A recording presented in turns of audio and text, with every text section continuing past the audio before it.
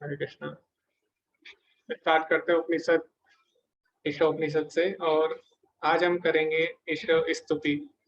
तो आरंभ में हमने चर्चा की थी कि प्रभुपाद जी ने क्या लिखा है वेदों की शिक्षाओं के ऊपर, क्यों हमें वेदों को पढ़ना चाहिए, क्यों हमें वेदों को मानना चाहिए, इसके बारे में हमने चर्चा की। और आज हम ईशोपनिषद का जो पहला मंत्र है, जिसको कि ईश स्तुति बोलते हैं, तो मंगलाचरण जैसे होता है, तो प्रारंभ में ईश स्तुति है, तो इसको हम पढ़ेंगे ध्यान से। ओम पूर्णमदः पूर्णमिदं पूर्णात् पूर्णमुदच्यते पूर्णस्य पूर्णमादाय पूर्णमेवावशिष्यते। तो इस तरह है, दोबारा से हम पढ़ेंगे। ओम पूर्णमदः पूर्णमिदं पूर्णात् पूर्णमुदच्यते पूर्णस्य पूर्णमादाय पूर्णमेवावशिष्यते। अभी इसका हम अर्थ जानेंगे और इस पे प्रभुपाद जी का क्या तात्पर्य है वो भी पढ़ेंगे, और इस पर हम चर्चा भी करने वाले, तो आप सब लोग ध्यान से सुनिए। इसमें बोला गया कि भगवान परिपूर्ण है। ओम पूर्णमदः पूर्णमिदं, चूंकि वह पूरी तरह से पूर्ण है, और पूर्णात् पूर्णमुदच्यते, अतः उनसे होने वाले सारे उद्भव, जैसे कि यह दृश्य जगत पूर्ण इकाई के रूप में परिपूर्ण है। पूर्णस्य पूर्णमादाय, पूर्ण से जो कुछ उत्पन्न होता है वह भी अपने आप में पूर्ण होता है, क्योंकि वह संपूर्ण है। अतः उनसे यद्यपि न जाने कितनी पूर्ण इकाइयां उद्भूत होती है, तो भी वे पूर्ण रहते हैं। तो यहाँ पे बोला गया भगवान पूर्ण है, ठीक है। ओम पूर्णमदः पूर्णमिदं पूर्णात् पूर्णमुदच्यते, उनसे जो भी सृष्टि होती है, जो भी उनसे उद्भूत होता है वो भी पूर्ण होता है। पूर्णस्य पूर्णमादाय, अगर पूर्ण से हम पूर्ण निकाल भी ले तो पूर्णमेवावशिष्यते, यानी फिर भी पूर्ण ही बचेगा। तो यहाँ पे हम पढ़ेंगे आज नई मैथमेटिक्स, स्पिरिचुअल मैथमेटिक्स बोलते हैं उसको। यहाँ पे बोला गया पूर्ण से पूर्ण निकाल के पूर्ण बचेगा, यानी 1 में से 1 निकाल दो तब भी 1 बचेगा। तो ये स्पिरिचुअल मैथमेटिक्स है, इसको भी हम समझेंगे अभी। तो सबसे पहले प्रभुपाद जी इसमें क्या बोलते हैं, इसके तात्पर्य में वो हम पढ़ेंगे। परम पूर्ण या सर्वोपरि परम सत्य पूर्ण पुरुषोत्तम भगवान है। निर्विशेष ब्रह्म या परमात्मा की अनुभूति परम पूर्ण की अधूरी अनुभूति है। पूर्ण पुरुषोत्तम भगवान तो सच्चिदानंद विग्रह है, और निर्विशेष ब्रह्म की अनुभूति उनके सत्य पहलू या उनके शाश्वत होने की अनुभूति है, तथा परमात्मा की अनुभूति उनके सत्य तथा चित्त पहलुओं की अनुभूति है, जो उनकी शाश्वतता तथा ज्ञान को सूचित करते हैं। किंतु भगवान की अनुभूति सारे दिव्य स्वरूपों सच्चित तथा आनंद की अनुभूति है। जब किसी को परम पुरुष की अनुभूति हो जाती है, तो वह परम सत्य के इन पहलुओं का भी पूर्ण रूप में अनुभव करता है। विग्रह का अर्थ है रूप, अतः परम सत्य रूप विहीन अर्थात निराकार नहीं है। यदि वह रूप विहीन होते, या यदि वे अपनी सृष्टि की अपेक्षा किसी भी तरह से कम होते, तो वे पूर्ण नहीं हो सकते थे। परम पूर्ण में हमारे अनुभव के भीतर तथा बाहर की प्रत्येक वस्तु होनी चाहिए, अन्यथा वे पूर्ण नहीं हो सकते। परम पूर्ण भगवान में अनंत शक्तियां होती हैं, और वे सब उन्हीं के समान पूर्ण होती हैं। इस तरह यह दृश्य भौतिक जगत भी अपने आप में पूर्ण है। तो यहाँ पे प्रभुपाद जी क्या कह रहे हैं, जैसे कि पहली लाइन में क्या बोला गया है, ओम पूर्णमदः पूर्णमिदं पूर्णात् पूर्णमुदच्यते, यानी भगवान पूर्ण है, और भगवान से जो सृष्टि होती है वो भी पूर्ण है। तो यहाँ पे बोला गया है, प्रभुपाद जी बोले, जो मायावादी हैं वो बोलते हैं कि भगवान निराकार है, तो ऐसे भी बोलते हैं, या फिर वो बोलते हैं ब्रह्म सत्य है जगत मिथ्या है। लेकिन ईशोपनिषद का अगर हम पहली जो पंक्ति अगर ईशोपनिषद की हम वो पढ़ते हैं ध्यान से, तो जितनी भी गलत सिद्धांत है उनका खंडन हो जाता है। जैसे मायावाद सिद्धांत का यहाँ पे खंडन हो रहा है साफ साफ, क्योंकि वो बोलते हैं ब्रह्म सत्य है, भगवान सत्य है, और जगत मिथ्या है, और वो बोलते हैं कि जगत भगवान से निकली। तो यहाँ पे बोला गया भगवान पूर्ण है, ठीक है। भगवान अगर सत्य है, तो फिर उनसे जो जगत निकला है वो मिथ्या कैसे हो सकता है। और दूसरी बात, भगवान अगर निराकार है और हम अगर उनसे आए हैं, तो हम फिर साकार कैसे हो सकते हैं, क्योंकि भगवान तो पूर्ण है। और भगवान से जो सृष्टि होती है, जो भी चीजें उद्भूत होती है, वो भी पूर्ण होनी चाहिए। और दूसरी बात, अगर हम केवल ये बोले कि भगवान निराकार है, साकार नहीं है, तो यानी हम भगवान को एक सीमा में रख रहे हैं, यानी फिर भगवान पूर्ण नहीं हुए, क्योंकि उनकी एक सीमा होगी कि भगवान साकार नहीं हो सकते। अगर आपने बोल दिया भगवान केवल निराकार है, तो यानी आपने उसकी एक लिमिट लगा दी, यानी भगवान अगर निराकार है, केवल वो साकार नहीं हो सकते, तो यानी वो भगवान है ही नहीं। क्यों? क्योंकि उनपे सीमा लग गई है, और भगवान की कोई सीमाएं नहीं होनी चाहिए। भगवान की परिभाषा क्या है? जो पूरी तरह पूर्ण हो। लेकिन अगर आप बोलते हैं कि भगवान निराकार है, आकार नहीं है, तो यानी आपने उसमें सीमा लगा दी, यानी फिर वो भगवान नहीं रह गए। तो एक बार प्रभुपाद जी से भी किसी ने क्वेश्चन किया था, तो प्रभुपाद जी से बोला था कि क्या प्रभुपाद जी कोई भगवान क्या ऐसा पत्थर बना सकते हैं जिसको उठा ना सके। अब इसका आंसर दोनों तरह से देके फंस सकता है इंसान, क्योंकि अगर भगवान ऐसा पत्थर नहीं बना सके जिसको उठा नहीं सकते तो फिर वो भगवान नहीं हुए, और अगर भगवान ने ऐसा पत्थर बना दिया जिसको उठा नहीं सकते फिर भी वो भगवान नहीं हुए, क्योंकि वो पूर्ण नहीं हुए। प्रभुपाद जी इसका उत्तर देते हैं कि भगवान जो है वो ऐसा पत्थर बना सकते हैं और सेम टाइम पे भगवान उसको नहीं भी उठा सकते, यानी भगवान दोनों कर सकते हैं। तो इसको बोला जाता है अचिंत्य भेदाभेद, जो कि हमारा सिद्धांत है, तो जो हम सिद्धांत फॉलो करते हैं। तो अभी तक आप लोगों ने बहुत सारे सिद्धांत पढ़ लिए, लेकिन आपको ये नहीं पता हम लोग कौन सा सिद्धांत फॉलो करते हैं। तो किसी को पता है अचिंत्य भेदाभेद के बारे में? कोई बताना चाहेगा? किसी ने पढ़ी है थोड़ी फिलोसॉफी, गौड़ीय वैष्णव फिलोसॉफी, अचिंत्य भेदाभेद? आप बता सकते हैं थोड़ा सा भी, अगर आपको पता है तो आप बता सकते हैं, उसके बाद हम उसको डिटेल में समझेंगे। ओके, किसी को नहीं पता अचिंत्य भेदाभेद? हम लोग अचिंत्य भेदाभेद फॉलो कर रहे हैं, उसका अनुसरण कर रहे हैं, लेकिन किसी को पता नहीं। अच्छा, किसी ने सुना है अचिंत्य भेदाभेद? किसी को ये तो पता है कि हम लोग क्या पढ़ रहे हैं, क्या फिलोसॉफी हम लोग फॉलो कर रहे हैं? आपको पता होना चाहिए, वरना आप लोग भी मायावादी बन सकते हो अगर आपको नहीं पता। जी, हरे कृष्णा आकाश प्रभु जी। हरे कृष्णा प्रभु जी। तो ये जो फिलोसफी है चिंत्य भेदाभेद, वो अब चैतन्य महाप्रभु ने दी थी जब वो प्रकट हुए थे। और ये ऐसे है कि हम भी भगवान से आए हैं, लेकिन हम में और भगवान में इतना अंतर है कि गुण और मात्रा में गुण हमारे सेम है भगवान में और हम में, लेकिन मात्रा में फर्क है। बस जी यही जी है फिलोसफी। जी, बहुत ही सुंदर। तो एक लाइन में प्रभु जी ने इसका आंसर दिया, धन्यवाद प्रभु जी। तो सबसे पहले हम सभी को पता होना चाहिए चिंत्य भेदाभेद, क्योंकि हम लोग फॉलो कर रहे हैं वो। अगर हमको यही नहीं पता हम कौन सी फिलोसॉफी फॉलो कर रहे हैं, तो फिर आप दूसरी फिलोसॉफी कैसे समझेंगे, कैसे उसका खंडन करेंगे? तो यहाँ पे अचिंत्य भेदाभेद की बात हो रही है, क्योंकि यहाँ पे बोला गया भगवान पूर्ण है। पहली बात, पूर्ण मतलब भगवान निराकार भी है, भगवान साकार भी है, भगवान पुरुष भी है, भगवान स्त्री भी है। भगवान की कोई सीमा नहीं है, भगवान सीमा से परे। तो अगर आप भगवान पे सीमा लगा देते हैं फिर वो भगवान नहीं हुए, फिर आप भगवान हुए, क्योंकि आपने सीमा लगा दी भगवान पे, तो आप भगवान से बड़े हो गए। तो मायावादी अपने आप को भगवान से बड़ा मानते हैं, अपने आप को भगवान मानते हैं, क्योंकि वो मानते हैं कि भगवान केवल निराकार ही है, लेकिन ऐसा नहीं होता। भगवान पूर्ण है, वो निराकार भी है, साकार भी है।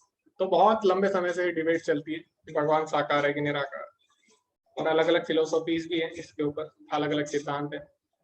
अद्वैतवाद या मायावाद या निराकारवाद या और जो धर्म है, अब्राह्मिक धर्म है, वो भी मानते हैं कि भगवान निराकार है। लेकिन जो द्वैत वैष्णव फिलोसॉफी है वो मानते हैं कि भगवान का साकार रूप ही है। लेकिन अचिंत्य भेदाभेद जो फिलोसॉफी है, सिद्धांत, वो बिल्कुल व्यवहारिक, बिल्कुल प्रैक्टिकल सिद्धांत है।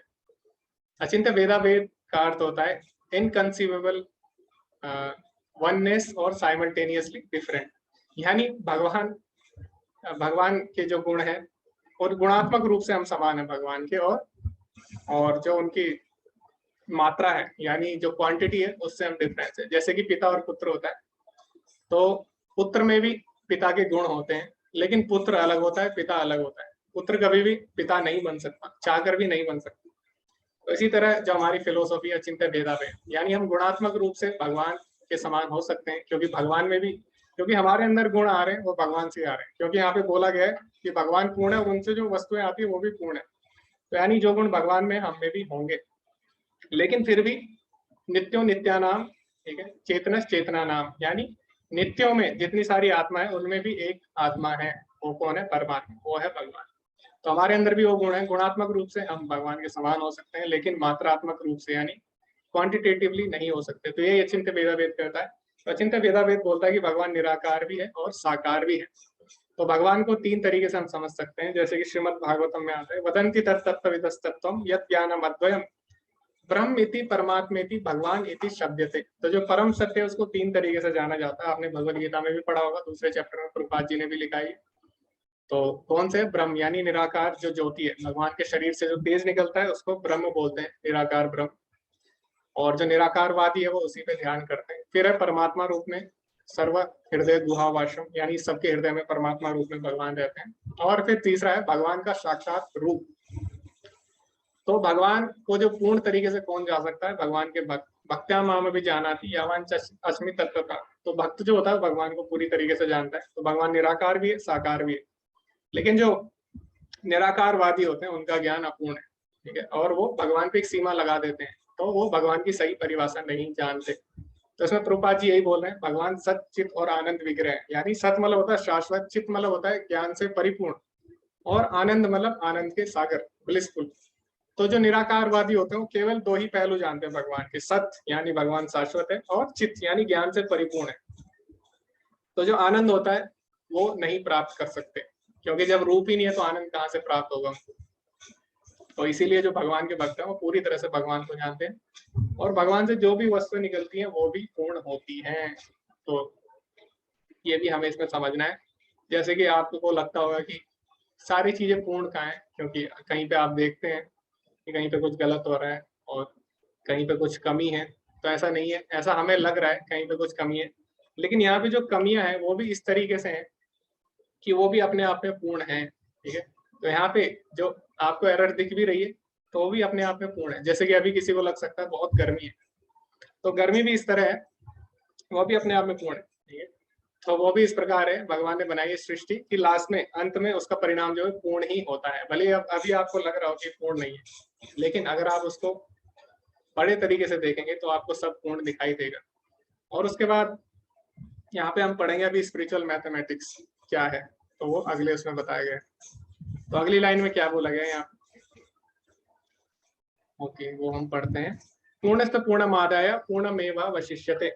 तो इसमें भी मायावाद का खंडन होता है। इसमें बोला गया है कि पूर्ण से अगर पूर्ण निकल गया फिर भी पूर्ण बचता है, तो वो भगवान की परिभाषा है। तो भगवान अनेक रूपों में विस्तृत होते हैं।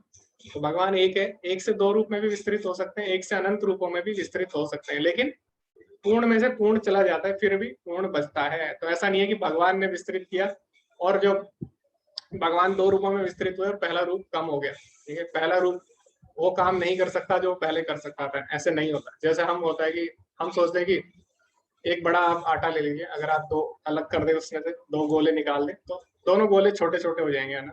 लेकिन भगवान के साथ ऐसा नहीं है, भगवान अनंत रूपों में विस्तृत होते हैं फिर भी वो भगवान है, सारे सब में उतने ही गुण है। जैसे कि भगवान का राम अवतार है, ठीक है, और अनेक राम अवतार हो गया, नरसिंह वरा अवतार हो गया, लेकिन ऐसा नहीं है भगवान की शक्ति कम हो जाती है तो अलग अलग रूपों में विस्तृत होते हैं, ऐसा नहीं होता। सारे जितने भी भगवान के अंश अवतार हैं या भगवान के पूर्ण अवतार हैं, सारे अपने अपने आप में पूर्ण हैं। तो इससे मायावाद खंडन कैसे होता है, क्योंकि मायावादी जो है वो बोलते हैं कि जीव क्या होता है, भगवान क्या होता है, भगवान जब माया के संपर्क में आते हैं तो उससे क्या होता है, उससे वो भूल जाते हैं कि भगवान है और वो हम लोग है, जीवात्मा। जीवात्मा यानी ब्रह्म थी, और ब्रह्म जब माया के संपर्क में आया तो भूल गया कि वो ब्रह्म है, ठीक है। लेकिन ऐसा नहीं है, यहाँ पे बोला गया कि भगवान से अगर अंश निकलता भी है तो वो भी पूर्ण होता है अपने आप में, यानी वो कभी भी माया के प्रभाव में नहीं आ सकता भगवान, क्योंकि भगवान अगर विस्तृत होते हैं तब भी वो पूर्ण बने रहते हैं, ठीक है। तो यहाँ से भी मायावाद यानी गलत सिद्धांत का खंडन होता है। तो स्पिरिचुअल मैथमेटिक्स है। तो जो संसारिक गणित है उसमें क्या होता है, 1 - 1 0 हो जाता है ना, एक में से एक गया 0।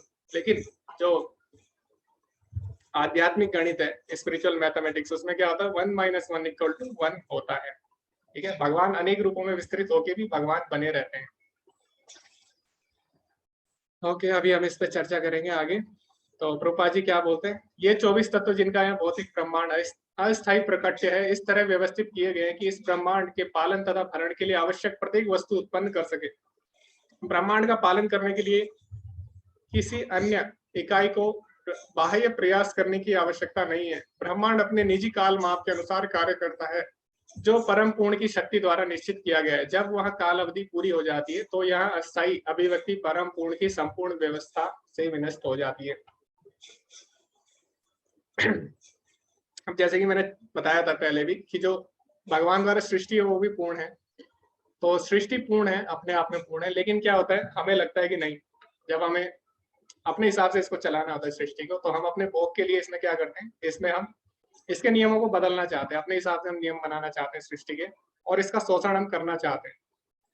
तो फिर क्या होता है, तो जो अपूर्णता आती भी है सृष्टि में, तो वो भी पूर्ण हो जाती है बाद में। जैसे अभी आप देख रहे होंगे कि अभी हम शोषण करते हैं पृथ्वी का, तो क्या होता है उससे उससे ग्लोबल वार्मिंग आती है, पॉल्यूशन बढ़ता है, फिर उससे क्या होता है, फिर दोबारा हमारी आबादी कम होती है। तो जो सृष्टि है वो अपने आप को संतुलित कर लेती है बाद में। क्यों? क्योंकि वो भगवान ने पूर्ण बनाई है।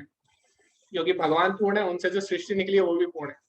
तो जैसे कि हम लोग इतना कुछ करते हैं और हम सोचते हैं कि शायद हमारा कुछ नहीं होगा, और हम क्या करते हैं, अनेक अनेक प्रयास करते हैं और हम और ज्यादा भोग चाहते हैं जीवन में, उसके लिए हम और ज्यादा प्रयास करते हैं। लेकिन ऐसा नहीं है। प्रभुपाद जी बोले सृष्टि सभी का पालन करती है, यानी सृष्टि में इतना सब कुछ है कि हमें ज्यादा, अगर हम साधारण जीवन जीना चाहें तो हम अच्छा जीवन जी सकते हैं। सृष्टि में इतनी मात्रा में चीजें हैं, ठीक है। तो भगवान ने इस तरह बनाया सृष्टि को कि कोई भी भूखा नहीं मर सकता। लेकिन जब मनुष्य इसमें दखल देना चाहता है तब सारी समस्याएं आती है। लेकिन क्योंकि भगवान पूर्ण है, सृष्टि भी पूर्ण है, तो अपने आप को संतुलित कर लेती है।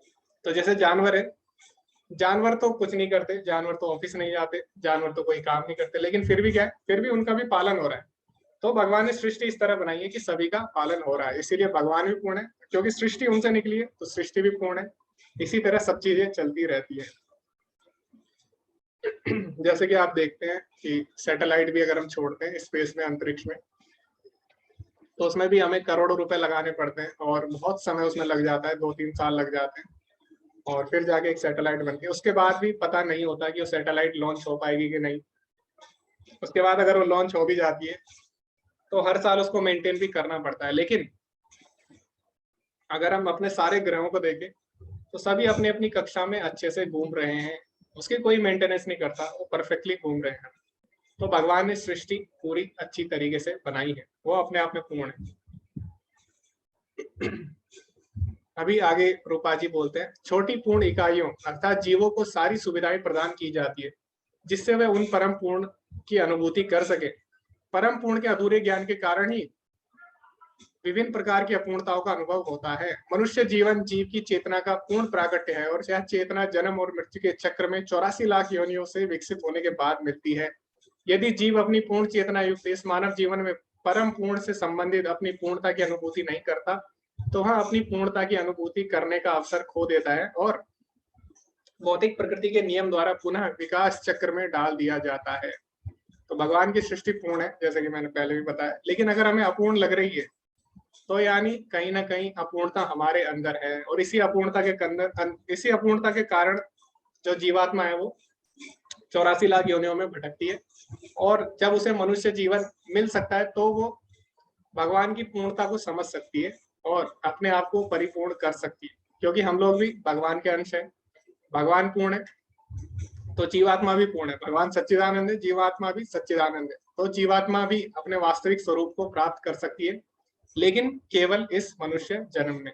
तो इसीलिए हमें जो मनुष्य जीवन मिला है उसको सार्थक करना चाहिए और हमें भगवत गीता पढ़नी चाहिए हमेशा, और प्रभुपाद जी की जो पुस्तक है उनको अच्छे से हमें पढ़ना चाहिए। क्योंकि हम यह नहीं जानते कि हमारे पालन के लिए प्रकृति में पूर्ण व्यवस्था है, अतएव हम इंद्रिय भोग की तथाकथित पूर्ण जीवन की सृष्टि करने के लिए प्रकृति के साधनों का उपयोग करने का प्रयास करते हैं। क्योंकि जीव परम पूर्ण से संबंध हुए बिना इंद्रिय जीवन का भोग नहीं कर सकता, अतएव इंद्रिय भोग का ब्रह्मयुक्त जीवन मोह माना जाता है। शरीर का हाथ तभी तक पूर्ण इकाई है जब तक वह संपूर्ण शरीर से जुड़ा रहता है। जब हाथ को शरीर से काट कर अलग कर दिया जाता है तो वह हाथ की तरह प्रतीत होता है, लेकिन वस्तुतः उसमें हाथ की एक भी शक्ति नहीं रहती। इसी प्रकार सारे जीव परम पूर्ण के अंश हैं, और यदि उन्हें उस पूर्ण से पृथक कर दिया जाए तो पूर्णता की भ्रामक अभिव्यक्ति उन्हें पूर्णतया तुष्ट नहीं कर सकती। मनुष्य जीवन की पूर्णता की अनुभूति तभी हो सकती है जब वह उस परम पूर्ण की सेवा में लग जाए। इस संसार की सारी सेवाएं, चाहे वह सामाजिक, राजनीतिक, सांप्रदायिक, अंतरराष्ट्रीय हो या अंतरग्रहीय भी हो, तब तक अपूर्ण बनी रहती है जब तक उन्हें परम पूर्ण के साथ संबंधित न कर दिया जाए। जब तक प्रत्येक वस्तु संपूर्ण से नहीं जुड़ जाती तो उससे संलग्न सारे अंश भी अपने आप में पूर्ण हो जाते हैं। तो हम भगवान के अंश हैं क्योंकि भगवान पूर्ण है, लेकिन जब तक हम पूर्ण से जुड़े रहेंगे तब तक हम भी पूर्ण रहते हैं। तो जैसे कि आपने देखा होगा, आग देखी होगी आपने, तो आग में क्या होता है, छोटी छोटी चिंगारी होती है। तो क्योंकि जो चिंगारी है वो आग का अंश है, तो आग भी क्या करती है, जलाती है। चिंगारी भी आपको जला सकती है। दोनों समान है गुणात्मक रूप से, लेकिन क्वालिटेटिवली सेम है, लेकिन क्वांटिटेटिवली मात्रा के हिसाब से अलग है। चिंगारी आपको कम जलाएगी, लेकिन आग आपको ज्यादा जला सकती है। तो जब तक चिंगारी आग के पास रहती है तो उसमें भी वो गुण रहते हैं जो आग के अंदर रहते हैं, लेकिन जैसे ही चिंगारी आग से दूर जाती है तो क्या होता है, चिंगारी अपने वास्तविक स्वरूप को भूल जाती है, चिंगारी ठंडी हो जाती है। इसी प्रकार जीवात्मा है, जीवात्मा के अंश है भगवान के। तो जब तक वो भगवान से जुड़ी रहती है वो भी पूर्ण रहती है, क्योंकि भगवान भी पूर्ण है। लेकिन जैसे ही वो भगवान से अलग होना चाहती है तभी क्या होता है, तभी वो अपने वास्तविक स्वभाव को भूल जाती है, अपूर्ण हो जाती है। तो अंश का काम क्या है, पूर्ण की सेवा करना। जैसे कि हमारे शरीर के सारे अंग है, तो कृपा जी बोलते हैं कि सारे अंग जब तक हमसे जुड़े हैं तभी तक वो हमारे अंग है, तभी तक वो पूर्ण है। और जब तक हमारे अंग सारे हमारे शरीर की सेवा करते हैं तो उससे क्या होता है, हमारा शरीर भी स्वस्थ रहेगा और हमारे सारे अंग भी स्वस्थ रहते हैं। अगर हाथ छोड़े, अगर हाथ ये सोचे कि मैं खाना नहीं उठाऊंगा, मुंह ये सोचे कि मैं खाना नहीं चबाऊंगा, और आंख ये सोचे कि मैं खाना नहीं देखूंगा, तो इससे क्या होगा, सारे सारे अगर काम ना करे शरीर के लिए तो शरीर का नुकसान होगा, और शरीर का नुकसान होगा तो अंगों का भी नुकसान होगा अपने आप। लेकिन अगर सारे अंग शरीर की सेवा करते हैं तो शरीर भी स्वस्थ रहेगा और सारे अंग भी स्वस्थ रहेंगे। इसी प्रकार हम लोग भगवान के अंश है। अगर हम लोग भगवान की सेवा करेंगे तो भगवान तो आत्माराम है, भगवान प्रसन्न रहेंगे। लेकिन इससे क्या होगा, जब हम भगवान की सेवा करेंगे और भगवान से जुड़े रहेंगे तो हम भी प्रसन्न हो जाएंगे। इसमें यही समझाया जा रहा है। तो ये जो पहला श्लोक है इसका बहुत ही गूढ़ अर्थ है, और इसमें जितनी भी बाकी जो गलत सिद्धांत है उनका खंडन होता है। तो इसमें अगर किसी को कुछ पूछना है, किसी को कुछ चर्चा करनी है, तो आप लोग हैंड रेज कर सकते हैं। किसी का कोई क्वेश्चन है इसके ऊपर, पहला जो मंत्र था इसका, ईशा स्तुति, इसके ऊपर, या आप इसमें कुछ और जोड़ना चाहते हैं? जी, कृष्ण में, संपिता माता जी बोली, कृष्ण में 64 क्वालिटीज हैं, 64 गुण हैं, उनके अवतार में 60 क्वालिटीज हैं। तो फिर वो पूर्ण नहीं हुए प्रभु जी? नहीं, ऐसा नहीं है माता जी।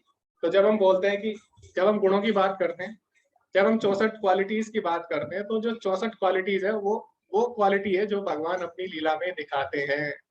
जब हम बोल रहे हैं राम जी के अंदर इतने गुण है, इसका मतलब ये नहीं है राम जी में उतने गुण है। राम जी ने उतने गुण अपनी लीला में दिखाए, क्योंकि हर अवतार की क्या होती है, हर अवतार एक लीला के लिए आता है विशेष, और उस लीला में उतने गुण दिखाता है। तो जब हम बोलते हैं राम जी में इतने गुण है, कृष्ण में, भगवान कृष्ण में इतने गुण है, इसका मतलब ये नहीं है उसमें उतने गुण है, क्योंकि उसकी सीमा होगी, तो यानी वो पूर्ण नहीं हुए फिर। तो यहाँ पे क्या बोला गया है, भगवान पूर्ण है, ओम पूर्णमदः पूर्णमिदम्। तो यानी भगवान जो 64 क्वालिटीज हम बोलते हैं, या राम जी में जो हम बोलते हैं इतने गुण है, तो उनमें उतने गुण है, मतलब ये कि उतने गुण उन्होंने लीला में दिखाए हैं, ऐसा नहीं कि उनमें उतने गुण है। ठीक है, तो भगवान तो क्या है, भगवान अनादि है। और यहाँ पे क्या बोला गया है, पूर्णमदः पूर्णमिदम्, भगवान पूर्ण है। ठीक है, गर्मी कैसे पूर्ण होती है? जी, अगर गर्मी नहीं होगी तो आपको सर्दी का पता कैसे चलेगा फिर? तो सर्दी को फील करने के लिए गर्मी भी आवश्यक है। तो सुख है, दुख है, वो भी आपस में पूर्ण है, क्योंकि अगर दुख ही दुख होंगे जीवन में तो उससे क्या होगा, सुख नहीं होगा, तो फिर आप सुख का अनुभव नहीं कर पाएंगे। और अगर दुख ही दुख होंगे और सुख नहीं होगा तो फिर जीवन का उद्देश्य ही क्या होगा? क्योंकि अभी क्या है, लोग सुखी होना चाहते हैं, तो इसके लिए वो कुछ ना कुछ करते हैं। ठीक है, उनका उद्देश्य होता है, चाहे किसी का उद्देश्य कोई भी हो। जैसे कोई सोचता है मैं इंजीनियर बनूंगा, डॉक्टर बनूंगा, लेकिन अंतिम उद्देश्य क्या है, सुख। सुख चाहते हैं वो लोग, इसीलिए वो कर रहे हैं। तो कोई समाज सेवा करता है, कोई देश सेवा करता है, तो अंतिम उद्देश्य उनका सुख है। तो इस तरह जब वो सुख को ढूंढते हैं धीरे धीरे धीरे धीरे, तो लास्ट में उन्हें पता लगता है कि वास्तविक सुख भगवान के चरणों में है। तो इस तरह वो भगवान तक पहुंच जाते हैं। इसीलिए जो दुख है वो भी पूर्ण है, और दुख में ही भगवान के बारे में इंसान सोचता है। तो इंसान और जानवर में यही फर्क है, जानवर नहीं सोचता कभी भी उसके जीवन में दुख क्यों आ रहा है। जैसे आपने देखा होगा कसाई की दुकान में बहुत सारे जानवर रहते हैं। पहला जानवर कटता है, दूसरा जानवर जो पीछे लाइन में होता है वो क्या करता है, घास चबा रहा होता है, फिर उसका बाद उसका नंबर आता है, वो भी कट जाता है। तो जानवर कभी क्वेश्चन नहीं करता कि मेरे जीवन में दुख क्यों आ रहा है, लेकिन इंसान सोच सकता है सर। वो देखता है अपने आसपास और उसे लगता है कि मेरे रिश्तेदारों के साथ मृत्यु हुई है, मेरी भी मृत्यु होगी, तो वास्तव में जीवन का उद्देश्य क्या है, तो ये इंसान सोच सकता है। ठीक है, तो इसीलिए दुख भी जरूरी है ताकि हम भगवान के बारे में सोच सके। तो भगवान ने जो भी चीजें बनाई है सारी पूर्ण है जी, क्योंकि अगर दुख नहीं होगा तो आप जाएंगे नहीं भगवान के पास। अगर सुख यही मिलेगा आपको सब, तो आप भगवान के पास कभी जाओगे ही नहीं फिर, जो कि परम सुख है। हरे कृष्णा रुचि माता जी। हरे कृष्ण प्रभु जी, दंडवत प्रणाम। मेरा क्वेश्चन ये था कि जैसे आज मेरे साथ मतलब आज ही ऐसा हुआ कि कुछ मेरे को लोग मिले कॉलेज में और वो मतलब काफी स्पिरिचुअल उसमें इंटरेस्टेड थे। तो वो लोग मतलब हमारी काफी थोड़ी बातें हुई, तो मतलब अच्छे वो काफी सही बातें कर रहे थे, मतलब जैसे हमें सिखाया जा रहा है वैसा। पर उनकी एक चीज काफी उन्हें मतलब वो समझ नहीं पा रहे थे कि भगवान का फॉर्म है, मतलब वो सब चीज सही बोल रहे थे, पर वही एक चीज की भगवान जो है वो ब्रह्म ज्योति ऐसा टाइप का, कुछ लोग ऐसा बोल रहे थे और कुछ लोग बोल रहे थे कि भगवान कुछ नहीं, भगवान बस हमारे अंदर है ऐसा टाइप का, और बाकी चीजें ठीक। पर मैं सोच रही थी कि अगर यहाँ पे ज्यादा मैं फिलोसफी यूज करूंगी तो मतलब थोड़ा ऐसा होता है ना कि बहुत हो सकता है वो अपोज करने लगे उसका। तो ऐसे सिचुएशन में हम कौन सी चीज पहले ऐसा डालें कि जिससे उनके दिमाग में सेट हो सके कि भगवान का कोई फॉर्म है, और इतना भी वो समझ रहे थे कि हम जो डीटी सर्विस करते हैं वो भी उसका रीजन कि हाँ हमें अट्रैक्शन किसी शेप से ही होता है, इतना भी समझ रहे थे। तो मतलब क्या हम ऐसा डालें वहां पे कि समझ पाए लोग। और कि एक्चुअली हम, अगर आप कोई भी पॉइंट बोलते हैं तो आप अपनी मेंटल स्पेकुलेशन से कुछ बोलते हैं, वो अपनी मेंटल स्पेकुलेशन से कुछ बोलता है, मैं भी अपनी मेंटल स्पेकुलेशन से कुछ बोल सकता हूँ। मैं बोल सकता हूँ कि भगवान का जो सेब और ट्राइंगल है, मैं भी ऐसे बोल सकता हूँ। बट क्या सही है क्या गलत है वो हम नहीं बता सकते, वो शास्त्र बताते हैं। और शास्त्र कहते हैं ईश्वरा परमा कृष्णा सच्चित आनंद विग्रह। तो विग्रह मतलब होता है रूप, भगवान का रूप कहता है सच्चित और आनंद। सत शाश्वत, चित्त मतलब ज्ञान से परिपूर्ण और आनंद से परिपूर्ण। तो जो भी है, और फिर आप बात आती है शास्त्रों की, तो हमने बोल दिया ठीक है, ब्रह्म संहिता। उसके बाद भागवतम में भी आता है कि भगवान को हम 3 तरीके से जान सकते हैं, ब्रह्मेति परमात्मेति भगवान इति सत्यते। तो इसीलिए आप किसी को अगर बोलते हैं अपने पॉइंट्स तो आपको शास्त्रों के हिसाब से बोलने चाहिए। अगर कोई बोलता है अपने पॉइंट्स तो आपको उनसे पूछना चाहिए कि शास्त्रों में ऐसा कहाँ लिखा है। और दूसरी बात, शास्त्रों में निराकार की भी बात है, साकार की भी बात है, दोनों बात है। और भगवत गीता में भी दोनों बातें हैं। तो भगवत गीता में भी आता है कि सर्वेंद्रिय गुणाभासम सर्वेंद्रिय विवर्जितम, उसमें बोला गया कि जो भगवान है वो सभी इंद्रियों के स्रोत है और वो इंद्रियों से रहित भी है, ऐसा भगवत गीता में बोला गया है 13वां अध्याय पढ़े। तो हर शास्त्र में भगवान के दोनों रूपों की चर्चा हुई है, निराकार अभिव्यक्ति की भी चर्चा हुई है और साकार रूप की भी चर्चा हुई है। लेकिन इसका मतलब ये नहीं है भगवान केवल निराकार है, या इसका मतलब ये भी नहीं है भगवान केवल साकार है।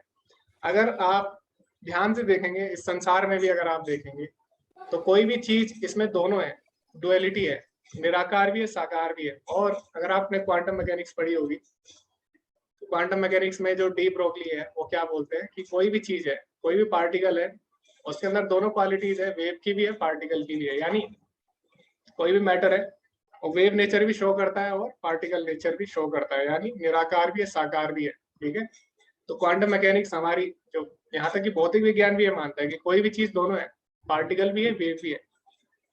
तो फिर आध्यात्मिक की तो आप बात ही छोड़ो, तो अगर आप उन्हें फिजिक्स से भी समझा दें तब भी वो मान जाएंगे।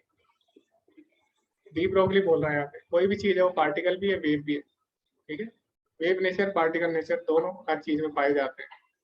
अब वो ज्यादा वेव नेचर शो करेगा या ज्यादा पार्टिकल नेचर शो करेगा, ये उसके मास पे डिपेंड करता है। जैसे इलेक्ट्रॉन का मास कम है, ठीक है, तो वो ज्यादा वेव नेचर शो करता है। और जैसे हम लोग हैं, हमारा मास ज्यादा है तो हम लोग पार्टिकल नेचर शो करते हैं, वेव नेचर कम शो करते हैं।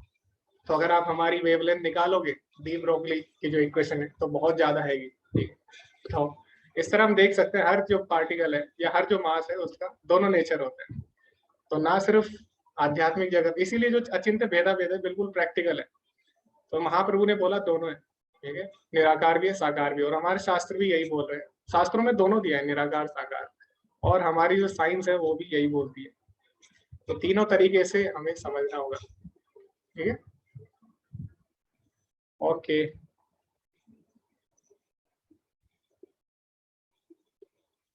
ओके रुचि माता जी, हरे कृष्ण।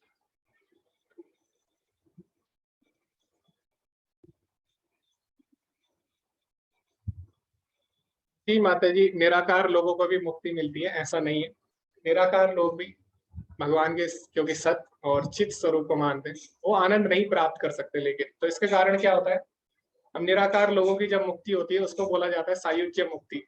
तो सायुज्य मुक्ति में जब वो 5 तरह की मुक्ति होती है, वो हम आगे पढ़ेंगे। तो सायुज्य मुक्ति में क्या होता है, निराकारवादी जब मुक्त होते हैं, अब देखो भगवान क्या बोलते हैं भगवत गीता में, भगवान बोलते हैं यान्ति, तो देवान यान्ति देवव्रता पितरान यान्ति पितृव्रता, यानी जो देवताओं की पूजा करेगा वो देवताओं को जाएगा, देवता के लोग जाएगा, पितरों की पूजा करेगा पितर लोग जाएगा, भूतानी यान्ति भूतेज्या, भूतों की पूजा करेगा भूतों के लोग जाएगा, यान्ति मत याजिनो अपिमाम, और जो मेरी पूजा करेगा और मेरी भक्ति करेगा वो मेरे पास आएगा।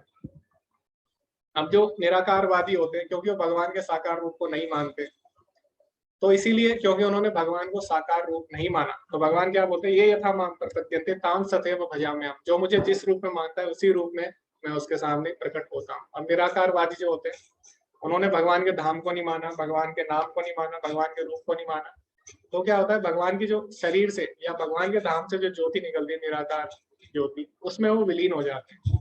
अब निराकार जो मुक्ति है, वो मुक्त तो हो गए संसार से, ठीक है, जन्म मृत्यु जरा व्याधि से ऊपर उठ गए, तीनों गुणों से ऊपर उठ गए, लेकिन क्योंकि वहां पे आनंद नहीं है, तो इसके कारण क्या होता है फिर, अब जो जीवात्मा है उसका स्वभाव है आनंद। तो जो वेदांत सूत्र है उसमें आता है कि आनंदमयो अभ्यासात, यानी जो आत्मा है उसका स्वरूप क्या है, आनंद का अभ्यास करना, यानी आनंद की खोज करना।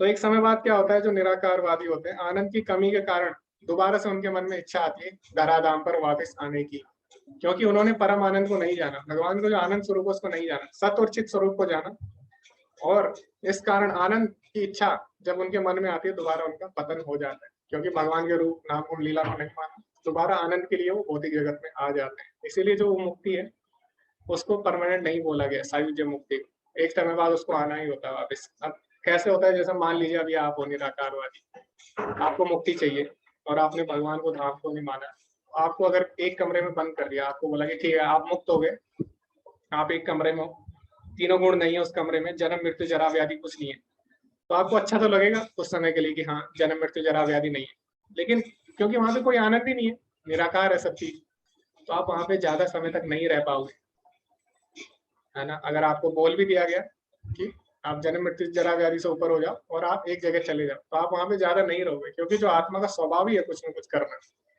तो वहां पे भगवान की सेवा नहीं है, भगवान का नाम नहीं है, कुछ नहीं है, तो निराकारवादी क्या होते हैं, आनंद की तलाश में फिर दोबारा से धराधाम पर आ जाते हैं।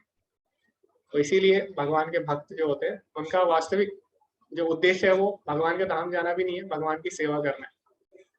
तो भगवान की सेवा भगवान के धाम पे भी होनी है और यहाँ पे भी होनी है। इसलिए प्रभुपाद जी बोलते थे वैकुंठ, वैकुंठ मतलब होता है जहाँ पे कुंठा नहीं है, और कुंठा कहाँ पे नहीं है, जहाँ पे भगवान की सेवा है। भगवान की सेवा अगर आप जहाँ पे कर रहे हो वहीं पे वैकुंठ है, क्योंकि वहां पे कुंठा नहीं है, एंजाइटी नहीं है। तो लेकिन निराकारवादी सेवा नहीं करना चाहते और कुछ नहीं करना चाहते, वो भगवान में लीन होना चाहते, और ऐसा संभव है ही नहीं ज्यादा समय के लिए, क्योंकि आत्मा का स्वभाव ही है कुछ ना कुछ करना। जैसे कि अभी यहाँ पे बोला गया भगवान पूर्ण है, तो भगवान के जो अंश है उसमें भी वो गुण होंगे, पूर्णात् पूर्णमदुच्यते। तो इसीलिए भगवान क्योंकि हर समय कुछ ना कुछ करते रहते हैं, लीलाएं करते हैं, ठीक है, तो जीवात्मा भी कुछ ना कुछ करना चाहती है, क्योंकि वो भी भगवान का अंश है, तो ज्यादा देर वो निराकार ज्योति में नहीं रह पाती, जिसके कारण उनका पतन हो जाता है। तो भागवतम में भी एक श्लोक है, उस श्लोक तो मैंने अभी याद नहीं किया, लेकिन उस श्लोक में बोला गया कि जब तक किसी ने भगवान की शरण ग्रहण नहीं की, तब तक भले ही वो अपने आप को मुक्त मान ले, लेकिन वास्तव में वो मुक्त नहीं होता और दोबारा से उनका भौतिक जगत में पतन हो जाता है। तो इस प्रकार वो श्लोक था, ये अरविंद दलाय ऐसे करके एक श्लोक था। ओके जी, आयुष गुरु जी, हरे कृष्ण। ओके, तो किसी का और कोई क्वेश्चन है इसके ऊपर? अभी यहाँ पे केवल एक जो मंत्र है उसमें हमने इतनी सारी चीजें सीखी, तो इसीलिए अगर आप शास्त्रों को ध्यान से पढ़ेंगे तो जितने भी गलत सिद्धांत है सबका खंडन हो जाता है।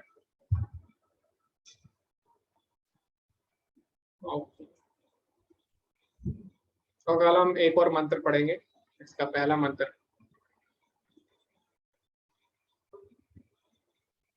रिकॉर्डिंग माता जी इस लेक्चर की मैं डाल दूंगा, वैसे कोई रिकॉर्डिंग मांगता नहीं इसलिए मैं डालता भी नहीं, ठीक है मैं डाल दूंगा इसकी रिकॉर्डिंग अगर किसी को चाहिए होगी। ओके, तो अभी हम स्टार्ट करते हैं भागवतम अगर किसी का कोई प्रश्न नहीं है तो भागवतम के ऊपर भागवतम का महात्म्य हम पढ़ रहे थे और ज्योत्सना माता जी उसके ऊपर चर्चा कर रही थी, उसी को हम जारी रखेंगे। ओके, आयुष प्रभु जी बोल रहे हैं कि जब भगवान बुद्ध है उनके अनुयायी जो है वो नास्तिक क्यों है जबकि वो भगवान के अनुयायी हैं। ओके, तो प्रभु जी भगवान जो भी करते हैं तो क्योंकि भगवान पूर्ण है, हमने पढ़ा था अभी, तो भगवान जो भी करते हैं उसके पीछे कुछ ना कुछ उद्देश्य होता है। हर अवतार के पीछे कुछ ना कुछ उद्देश्य होता है। तो जो बुद्ध अवतार था उसका भी एक उद्देश्य था कि वास्तव में जो असुर लोग हैं उनको पहले इंसान बनाया जाए। तो असुरों को इंसान बनाने के लिए उनको डायरेक्ट वेदों के बारे में ना बताकर उनको केवल सत्य और अहिंसा के बारे में बताया गया, क्योंकि उस समय लोग वेदों का गलत उपयोग कर रहे थे। तो जो बुद्धिज्म है वो क्या है, वो सत्य अहिंसा की बात करता है, उससे ऊपर बात नहीं करता, क्योंकि उस समय आया था जब इसकी आवश्यकता थी, जब लोग वेदों का गलत उपयोग कर रहे थे। इसलिए बुद्धा ने बोला आप वेदों को छोड़ो और पहले आप इंसान बनो। वेद आप बाद में पढ़ना, पहले आप इंसान बनो। तो उनका एक उद्देश्य था। आज कोई प्रेजेंटेशन नहीं है क्योंकि G4 के कारण आगे प्रेजेंटेशन नहीं बढ़ पाई और उन्होंने इसमें काफी डिस्टरबेंस किया है पैदा, इसीलिए मुझे दोबारा से ग्रुप बनाने होंगे। सीरियस डिवोटीज है उनके दोबारा से मुझे ग्रुप बनाने और प्रेजेंटेशन हम चालू करेंगे। जी अभी मैं ज्योत्सना माता जी को बोलता हूँ। ओके दिवाकर प्रभु जी धन्यवाद जी। तो अगर आप फिजिक्स भी ध्यान से पढ़ते हैं वहां पे भी आपको अचिंत्य भेदाभेद मिल जाएगा। तो जो चैतन्य महाप्रभु की फिलोसफी हो भगवान ने स्वयं दी है और लेटेस्ट है एकदम। तो सारी फिलोसफी जितने भी सिद्धांत है सबका सार है, किसी का भी खंडन नहीं करती बल्कि सबको साथ लेके चलती है। मायावादी बोलते हैं भगवान निराकार है, हम बोलते ठीक है भगवान निराकार है, और बाकी जो है वो बोलते हैं भगवान साकार है, हम बोलते ठीक है साकार है। तो अचिंत्य भेदाभेद बोलती है भगवान दोनों हो सकते हैं एक साथ, ठीक है। तदे जति तन्ने जति, यानी भगवान अभी हम पढ़ेंगे आगे, अभी नहीं बताऊंगा। तो इसी श्लोक इसी में हम आगे पढ़ेंगे कि भगवान एक साथ दोनों कैसे हो सकते हैं, ठीक है। वेव भी हो सकते हैं, पार्टिकल भी हो सकते हैं। जब एक मैटर हो सकता है तो भगवान क्यों नहीं हो सकते दोनों एक साथ। ओके हरे कृष्णा। ज्योत्सना माता जी आप स्टार्ट कर सकते हैं भागवतम। जी प्रभु जी, हरे कृष्णा। जी हरे कृष्णा। जी प्रभु जी, हरे कृष्णा सभी को, सभी माता जी को और सभी प्रभु जी को हरे कृष्णा मेरी तरफ से। ओम नमो भगवते वासुदेवाय नमः। ओम नमो भगवते वासुदेवाय नमः। ओम नमो भगवते वासुदेवाय नमः। कृष्णाय वासुदेवाय हरे परमात्मने प्रणता क्लेशनाशाय गोविंदाय नमो नमः। सच्चिदानंद रूपाय विश्वोत्पत्त्यादि हेतवे तापत्राय विनाशाय श्री कृष्णाय वयं नमः। ईश्वर परम कृष्ण सच्चिदानंद विग्रह अनादिरादिर गोविंदा सर्व कारण कारणा। हरे कृष्ण कृष्ण कृष्ण हरे हरे, हरे राम राम राम हरे हरे। श्रीमती राधा रानी के और भगवान श्री कृष्ण के चरणों में मैं कोटि कोटि नमन करती हूँ, और श्रीला प्रभुपाद जी के चरणों में मैं बारंबार नमन करते हुए उनसे ये आग्रह करती हूँ कि मुझे इतनी सामर्थ्य दें कि मैं आप सबको इतने महान, इतने पवित्र, इतने पावन ग्रंथ के बारे में कुछ भी बता पाऊं। हरे कृष्णा। तो जैसा कि हमने श्रीमद् भागवतम के बारे में पिछली कक्षा में महात्म्य पे थोड़ी चर्चा की थी, हमने उसमें जाना था कि जो बहुत ज्यादा जन्मों के पुण्य होते हैं जब उदय हो जाते हैं, भागवत श्रवण करने का मौका तब मिलता है। और हमने ये भी जाना था कि जो अनंत कोटि ब्रह्मांड के नायक हैं भगवान श्री कृष्ण हमारे प्यारे, उनकी वांग्मय प्रतिमूर्ति है भागवत ग्रंथ। कोई और नहीं, भगवान श्री कृष्ण ही अवतार रूप में आए हैं। ग्रंथा अवतार जब उन्होंने लिया तो वो श्रीमद् भागवतम हुआ, ठीक है। तो इसीलिए श्रीमद् भागवतम पंचम वेद कहा जाता है, वो सबसे अलग है, ठीक है। सारे वेदों का सार भी है वो। वेद व्यास जी के बारे में मैंने बताया, सुखदेव मुनि के बारे में मैंने बताया, परमहंस सविता ये भी बताया, और आगे मैंने आपको ये भी बताया कि अगर इस कलयुग में संतोष कहीं है तो वो श्रीमद् भागवतम में ही है। उसको पढ़ने के बाद ही संतोष मिलता है। इस कलयुग में समस्त संसार का प्राणी कहीं भी भटकता है, कुछ भी करता है, संतोष उसको नहीं मिलता। और क्या चाहता है वो? कि उसको संतोष मिले, संतुष्टि मिले, आनंद, संतुष्टि, यही तो वो खोज रहा है, पर उसको मिलता नहीं है। परंतु जब वो भागवत का श्रवण करता है तो उसके जीवन में संतोष आने लगता है। ऐसा क्यों? मैंने पिछली बार भी बताया था कि जब वेद व्यास जी, जो कि रचनाकार हैं श्रीमद् भागवतम के, 18,000 श्लोक की उन्होंने भागवतम की रचना की, उनका विषाद भी नारद जी ने भागवतम की रचना को बनाने के लिए ही बता के दूर किया था। जब उन्होंने भागवतम की रचना की तब उनका विषाद दूर हुआ। तो हमारा विषाद, हमारे दुख, हमारी समस्याएं, हमारी परेशानी और हमारे असंतोष, हर चीज, हमारे मन की उथल पुथल, ये दूर करना और किसी चीज में संभव नहीं है। और एक चीज ये भी है कि हम यदि चाहें भी कि हम हर उपनिषद पढ़ लें, हम वेदों का अध्ययन कर लें, तो ये हमारे लिए संभव नहीं, क्योंकि हमारे जीवन में और बहुत सारी चीजें ऐसी होती हैं दिन भर घटित, जिनमें हमें अपने परिवार को, समाज को, अपने आर्थिक स्थिति को सुधारने में और भगवान की पूजा में, सेवा में भी अपने आप को संलग्न करना होता है। तो फिर उसके बाद अगर हम चाहें कि हर चीज पढ़ लें तो नहीं पढ़ सकते। इसीलिए हमें भागवतम दी गई कि हम अगर कुछ नहीं पढ़ पा रहे हैं तो वो सब कुछ है। ऐसा नहीं है कि हमने भागवतम पढ़ी और बहुत कुछ छूट गया, नहीं नहीं नहीं, ऐसा बिल्कुल भी नहीं है। भागवतम पढ़ ली तो सब कुछ पढ़ लिया, इसीलिए उसको सबसे उच्च श्रेणी में स्तर पे रखा गया है। भागवतम को भगवान की तरह ही सम्मान दिया जाता है, उन्हीं की तरह ही पूजा की जाती है, ठीक है। इसीलिए भागवतम सबसे महत्वपूर्ण है। अब हम आगे, आपको मैंने ये भी बता दिया था कि भागवतम की रचना कैसे हुई, कहाँ से आई, कैसे हुई, सब कुछ मैंने बताया था। अब मैं पिछले पे ज्यादा नहीं चर्चा करूंगी क्योंकि टाइम कम होगा, तो मैं आगे बढ़ती हूँ। अब मैं आपको ये बताने जा रही हूँ कि भागवतम हम क्यों पढ़ें और पढ़ने से होता क्या है, करती क्या है हमारे जीवन में। तो बहुत ध्यान से आप लोग सुनिएगा, ठीक है। आप लोग थोड़ा सा मतलब ध्यान से सुनिएगा, जो भी अपने काम कर रहे हो तब भी ध्यान से सुनिएगा, क्योंकि कभी कभी ऐसा होता है कोई कोई व्यक्ति नहीं सुन पाता है। अब मैं जो बताने जा रही हूँ थोड़ा ध्यान से सुनिएगा, ठीक है। तो जो हमारे जीवन में सबसे पहली दिक्कत है वो हमारे जीवन में क्या है? हम जन्म से जन्म लेते आए और जन्म जन्मांतर से हमारे जीवन में हो क्या रहा है? जो हमारा मन है वो मलिन ही है, क्योंकि मन अगर शुद्ध हो जाता तो वो भगवान से मिल चुका होता। मन ही नहीं शुद्ध हो रहा है, और मन की शुद्धि यदि कोई कर सकता है तो वो श्रीमद् भागवतम ही कर सकता है। इस कली काल में तो वही कर सकता है। पहले तो फिर और भी ऐसे सॉल्यूशन थे, लेकिन अब कोई और सॉल्यूशन नहीं है श्रीमद् भागवतम के अलावा जो मन की शुद्धि कर सके। मन में इतनी उथल पथल है, मन इतना अशुद्ध है, इतना मलिन है कि हम लोग एक क्षण के लिए भी अपने मन को स्थिर नहीं कर पाते कहीं पे भी, इतना चंचल है और मन का स्वभाव ही है। अच्छा, आपको आज मैं एक बात बताती हूँ, मन की चंचलता है क्यों इतनी।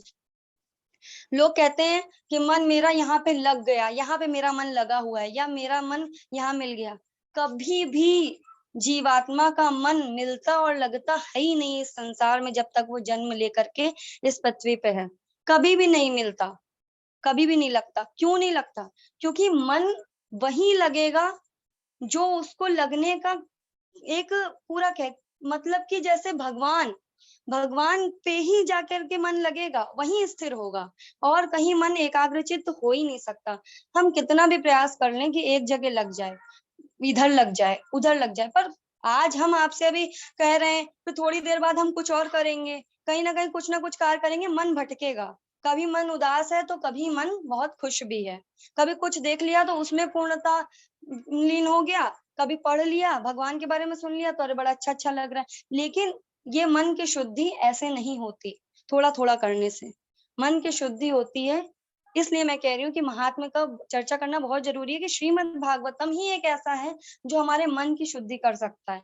मन के मैल को धीमे धीमे धीमे धीमे करके पूरी तरह से वो धो देता है, और जब मन शुद्ध हो जाता है तो वो भगवान से तो मिल ही जाएगा, और जब वो उनसे मिल जाएगा तो वो कहीं और नहीं भटकेगा, फिर उसको कहीं और नहीं जाना, क्योंकि वो भी तड़प रहा है, वो भी चाहता है कि मुझे मिल जाए ऐसी कोई जगह जहां पे मैं स्थिर हो जाऊं।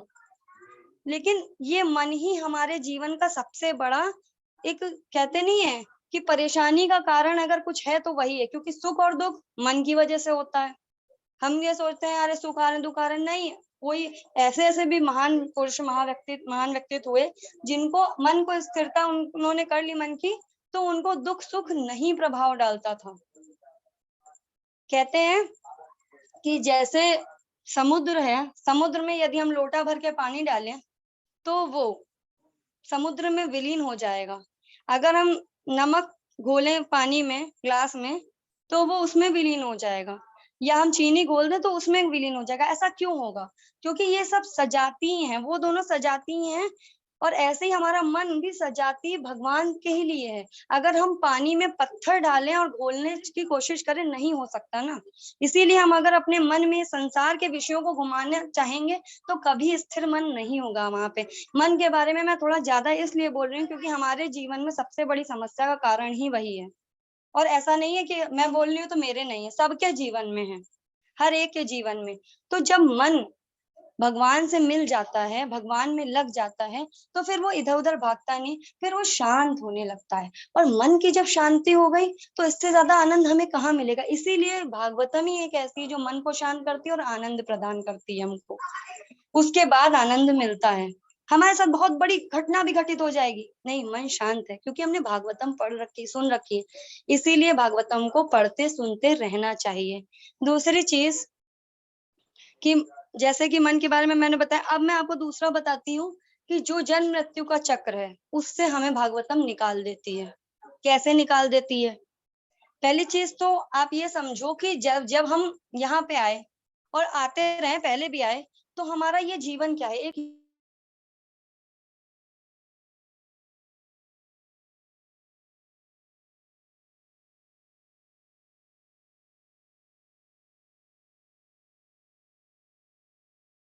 हरे कृष्णा माता जी, आप अनम्यूट हो गए हैं। सॉरी, म्यूट हो गए, आप अनम्यूट करिए। हरे कृष्ण। जी। तो मैं ये कह रही थी कि जो जन्म मृत्यु का चक्कर है, हम लोग बंद जीवी हैं। हम लोग यहाँ पे आके फंस गए। ठीक है, ये संसार हमारे लिए जेल है। अब इस जेल से बाहर निकलना है। अब यहाँ पे एक तरह से ये यात्रा भी है, क्योंकि ये जीवन एक तरह से यात्रा ही रहती है, बड़ी लंबी है। और कोई कोई कहता है बड़ी छोटी है। अरे बहुत जल्दी तिल तिल में बीत रहा है, पता ही नहीं चल रहा है कि कैसे जीवन हमारा क्षणिक क्षणिक। अभी तो पैदा हुए थे, अभी तो जो है बच्चे थे, खेलते कूदते थे, अभी बड़े होने लग गए, और अरे अभी शादी का बोझ, पढ़ाई का बोझ, पैसा कमाने का बोझ, और थोड़े दिनों में बुढ़ापा आ गया, मर गए। नहीं बुढ़ापा आया भाई, पहले भी मर सकता है कोई, मृत्यु तो निश्चित है पर कब होनी है ये निश्चित तो है नहीं। तो मर भी जाएगा इंसान। लेकिन हमने, अगर हम कहीं जाते हैं तो हम उसकी यात्रा की पूरी प्लानिंग करके जाते हैं। 10-15 दिन या 5 दिन जा रहे हैं, फिर प्रीवियस प्लानिंग कर लेते हैं हमें क्या लेके जाना है, कैसे करना है, पैसे जेब में होने चाहिए, सब कुछ होना चाहिए। क्या हमने कभी ये सोचा कि हमारा यहाँ से जाने के बाद जो वहां जाएंगे वहां की यात्रा कैसी होगी? मृत्यु के पश्चात भी कुछ तो होता होगा ना, ऐसा तो है नहीं कि हमारा अस्तित्व ही मिट जाएगा, हम कुछ रह ही नहीं जाएंगे। तो वहां पे जो हम नर्क में ना जाएं, हमें स्वर्ग भी नहीं चाहिए। तो उससे भी ऊपर क्या है? जब हम ये जानते हैं तो हम कैसे जानना चाहेंगे? मतलब हम जानना चाहते हैं पर हम कैसे जान पाएंगे? अगर हम और कुछ नहीं पढ़ने तो भागवतम एक ऐसा है जिससे हम ये चीज बहुत अच्छे से समझ सकते हैं, क्योंकि वो हमें अंदर तक हमारे मन में जाकर के एक एक चीज बैठाता है, समझाता है। क्योंकि उसमें स्टोरीज है, स्टोरीज के माध्यम से हर एक चीज हमारे जीवन में क्लियर करता चला जाता है। भागवतम लीलाएं भगवान की क्लियर करती चली जाती हैं। भगवान ने पूरे रस के साथ, आनंद के साथ सब कुछ उसमें दिया है, कुछ भी छोड़ा नहीं है। श्रीमद् भागवतम में ऐसे कहते नहीं, हर एक ग्रंथ में आप पढ़ लो तो कुछ ना कुछ भले ही छूट जाए, लेकिन उसमें सब कुछ संपूर्ण है। उसको पढ़ने के बाद कुछ और शेष रह नहीं जाता, उसमें ऐसा इंसान खो जाता है। इंसान क्या कहें, इंसान तो बहुत तुच्छ है, देवता भी उसके लिए एकदम पागल पागल रहते हैं कि मिल जाए भागवत अमृत, मिल जाए। आए थे इंद्रदेव, आए थे सुखदेव मुनि, जब सुना रहे थे भागवतम, सुनाने जा रहे थे राजा परीक्षित को, तो कहने लग गए ये लो, राजा परीक्षित को जिंदा रखना है ना तो अमृत पिला दो, मैं दे रहा हूँ, इसको पिला दो, ये तो जीवन इनका रहेगा, अमर हो जाएंगे। और ये श्रीमद् भागवतम रूपी अमृत मुझे दे दो, और स्वर्ग में जाकर के आप चलो सुनाओ। सुखदेव जी ने कहा, क्या तुम किस बात की बात करते हो? ये तुम श्रीमद् भागवतम रूपी अमृत को इस तुच्छ अमृत से तोल रहे हो? ये कंकड़ पत्थर लेकर के मेरे सामने आ रहे हो। ब्रह्मा जी को लगा कि ये कैसी बात हो गई, ये कुछ सही नहीं है, ये कुछ ज्यादा ही बोल रहे हैं। ब्रह्मा जी आए, ब्रह्मा जी ने भी कहा कि ये जो मतलब कह रहे हैं ये सही कह रहे हैं। ब्रह्मा जी को भी एक पल को ये लगा कि इतना भी श्रीमद् भागवतम श्रेष्ठ नहीं होगा। कभी कभी उनकी बुद्धि में भी आ जाती हैं ऐसी चीजें। तो फिर सुखदेव मुनि ने कह दिया मैं नहीं जाऊंगा सुनाने। एक पढ़ने पे भागवतम और एक पढ़ने पर स्वर्ग का सारा सुख अमृत सब कुछ रखा गया, लेकिन श्रीमद् भागवतम का पढ़ना भारी था। तो सबसे पढ़ना भारी था, क्यों है, था और रहेगा, क्योंकि वो भगवान श्री कृष्ण स्वयं है। ठीक है, तो अभी हम आपको ये बता रहे थे कि जन्म मृत्यु के चक्र से मुक्ति दिलाती है भागवतम। कैसे दिलाती है? जब हम उसका पठन पाठन करते हैं, जब हम उसका श्रवण करते हैं, तो हमारे जीवन में जितने भी विकार हैं, जितनी भी हमारी समस्याएं हैं, सब चीजों से, और जो जो हमें सही में करना चाहिए, जो मार्ग हमें, जिस मार्ग पे चलना चाहिए, जो हमें नहीं आता और जो हमें नहीं पता था श्रीमद् भागवतम को सुनने से पहले, वो सब जब हम सुन लेते हैं तो हमें पता चलता है अरे हमने ये गलती करी है। अपनी गलतियों को सुधारने का अवसर प्रदान करती है भागवतम। आप सबको पता है श्रीमद् भागवतम सुनने के बाद एक नवीन जन्म होता है एक जीवात्मा का। यहाँ जो जन्म लेके आई वो तो जन्म लेके आई, और जितना जीवन बिता दिया बिना सुने वो एक अलग था, लेकिन उसके बाद जब सुन ली तो एक नवीन जन्म होता है। जीवन को परिवर्तन कर देती है पूरा का पूरा। जो आप पहले थे और जो आप उसको सुनने के बाद पूरा एकदम अलग। हो ही नहीं सकता कि आपके जीवन में परिवर्तन ना लाए। ठीक है, तो ऐसी है श्रीमद् भागवतम, भगवान के समीप ला करके खड़ा कर देती है। और कौन है जो भगवान से मिला दे इतनी जल्दी? राजा परीक्षित को मिला दिया ना 7 दिन में, पर ध्यान से उन्होंने सुना था, 24 घंटे सुनी थी। उनके पास 7 दिन ही थे तो उन्होंने 7 दिन सुनी। हमारे पास तो पूरा जितना जीवन है, तो हम तो यही कहेंगे भाई जितना जीवन है रोज सुनो।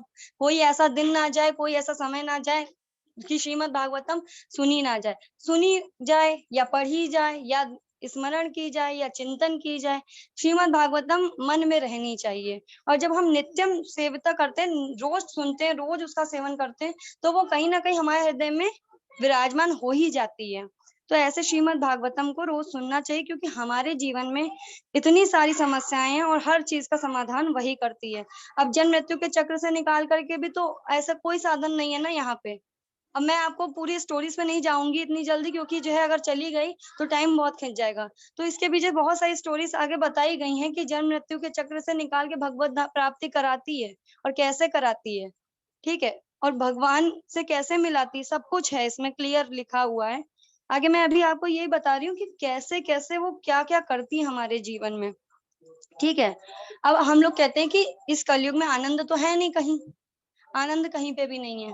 ये चीज ठीक है, बिल्कुल भी सही है, इसमें कोई भी संशय वाली बात नहीं है। लेकिन मैं ये अपने विचार से कह रही हूँ कि अगर हम लोगों ने श्रीमद् भागवतम पढ़ी या उसका श्रवण किया, तो उसका एक जीवात्मा जो पढ़ रही है, सुन रही है, उसका जीवन आनंद से सराबोर हो जाता है।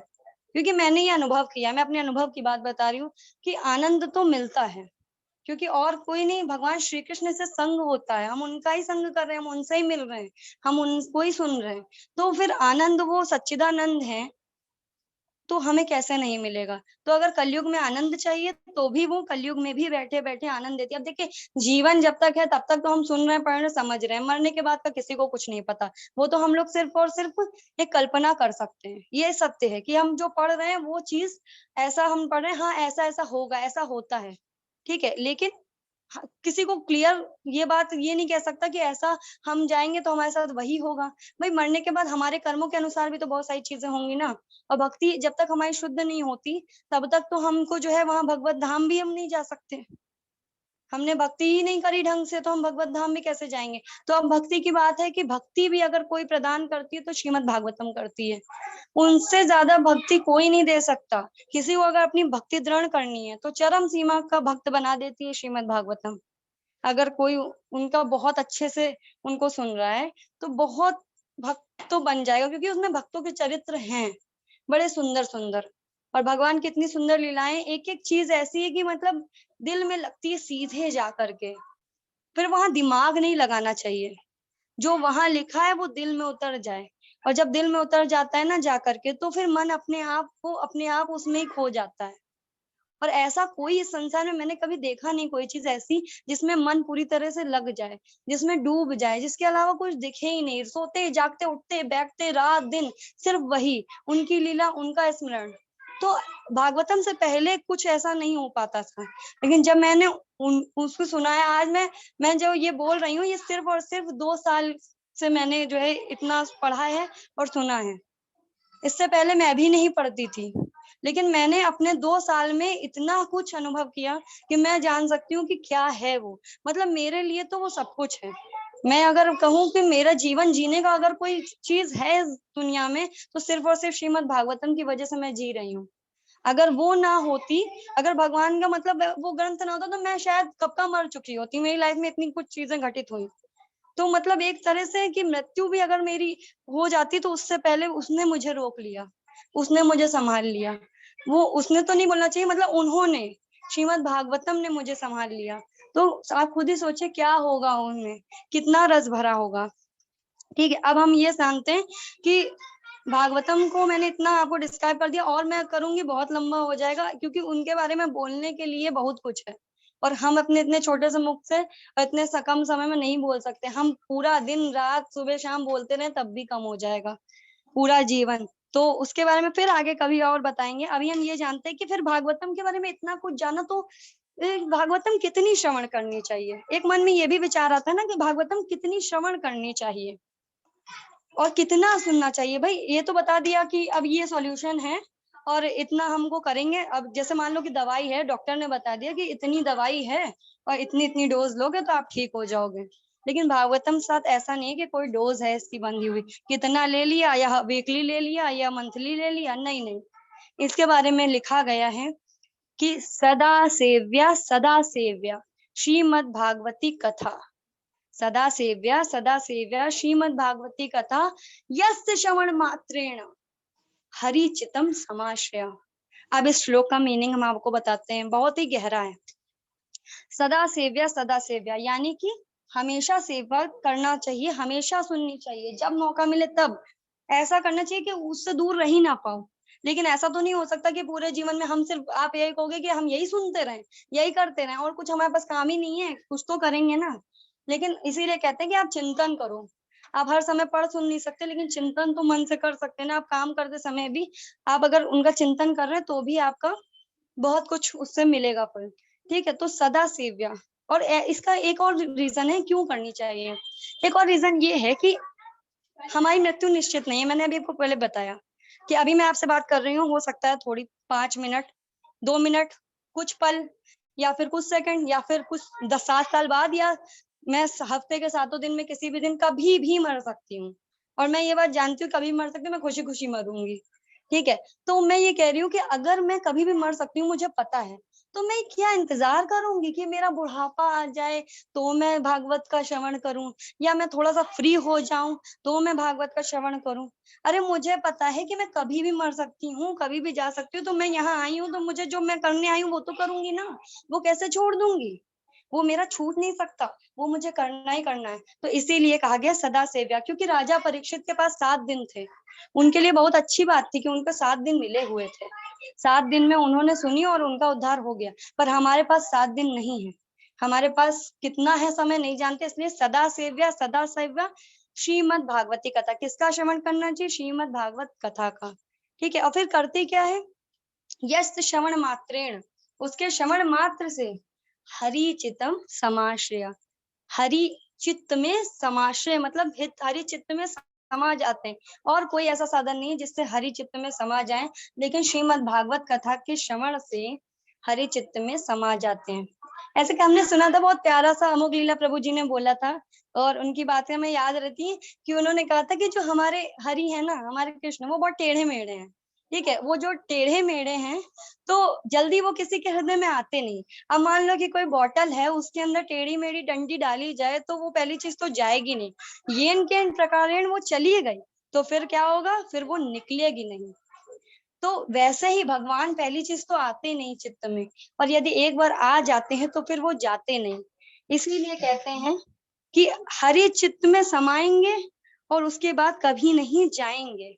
पर वो तभी होगा जब हम श्रीमद् भागवत कथा का श्रवण करेंगे। कोई यदि सोचे कि हम एक बार भागवत पढ़ लेंगे, फिर हम इंद्रिय तृप्ति कर लेंगे और हम ये भौतिकता में ही लिप्त रहेंगे, हम अपना मजे काटेंगे जैसे हम काटते आए हैं, ऐसा हो नहीं सकता। इसके पीछे भी बताया गया है कि जो व्यक्ति एक बार भी पढ़ लेता है, सुन लेता है, उसका भौतिक संसार पूरा सत्यानाश हो जाता है, विनाश हो जाता है उसका। उसके लिए बोला गया है कि ये भौतिक संसार के लिए विष के समान है।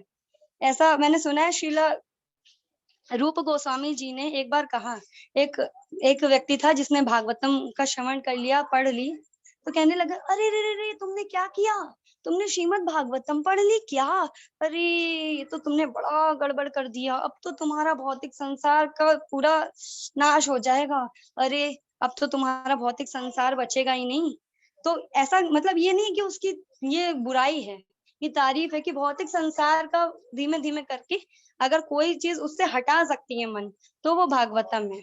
राधा रानी भी कहती हैं कि जो हरि के भक्त हैं ना, ये अपने साथ चाकू छुरी लेके चलते हैं, जहां भगवत पाए भागवत की कथा सुना दी और उनका मन हरि चरणों में लगा दिया, तो उनका भौतिक संसार का तो जो है पूरा ऐसी तैसी कर देती है ये भागवतम। लेकिन ये कहने की बात उनके लिए है जो भौतिकता में तो उनका निकल जाए। वैसे तो हम सब यही चाहते हैं कि भौतिक संसार से हमारी आसक्ति कम हो और हमारी आसक्ति प्रभु में लगे, और जब हमारी आसक्ति प्रभु में लग जाती है तो वही आसक्ति भक्ति बन जाती है। ठीक है, तो ये चीज इसमें बताई गई। कि अब एक चीज और मैंने सुनी थी कि शायद आप लोगों ने पहले भी सुनी हो, कि कहते हैं कि मान लीजिए कि सब कुछ, सारे ग्रंथ, सारे वेद शास्त्र सब चले गए, इस दुनिया में कुछ नहीं बचा, ऐसा हो गया मान लीजिए आग लग गई या प्रलय आ गई, सब डूब गया, सब कुछ हो गया, खत्म, लेकिन श्रीमद् भागवतम अगर बच गई तो हमने कुछ भी नहीं खोया।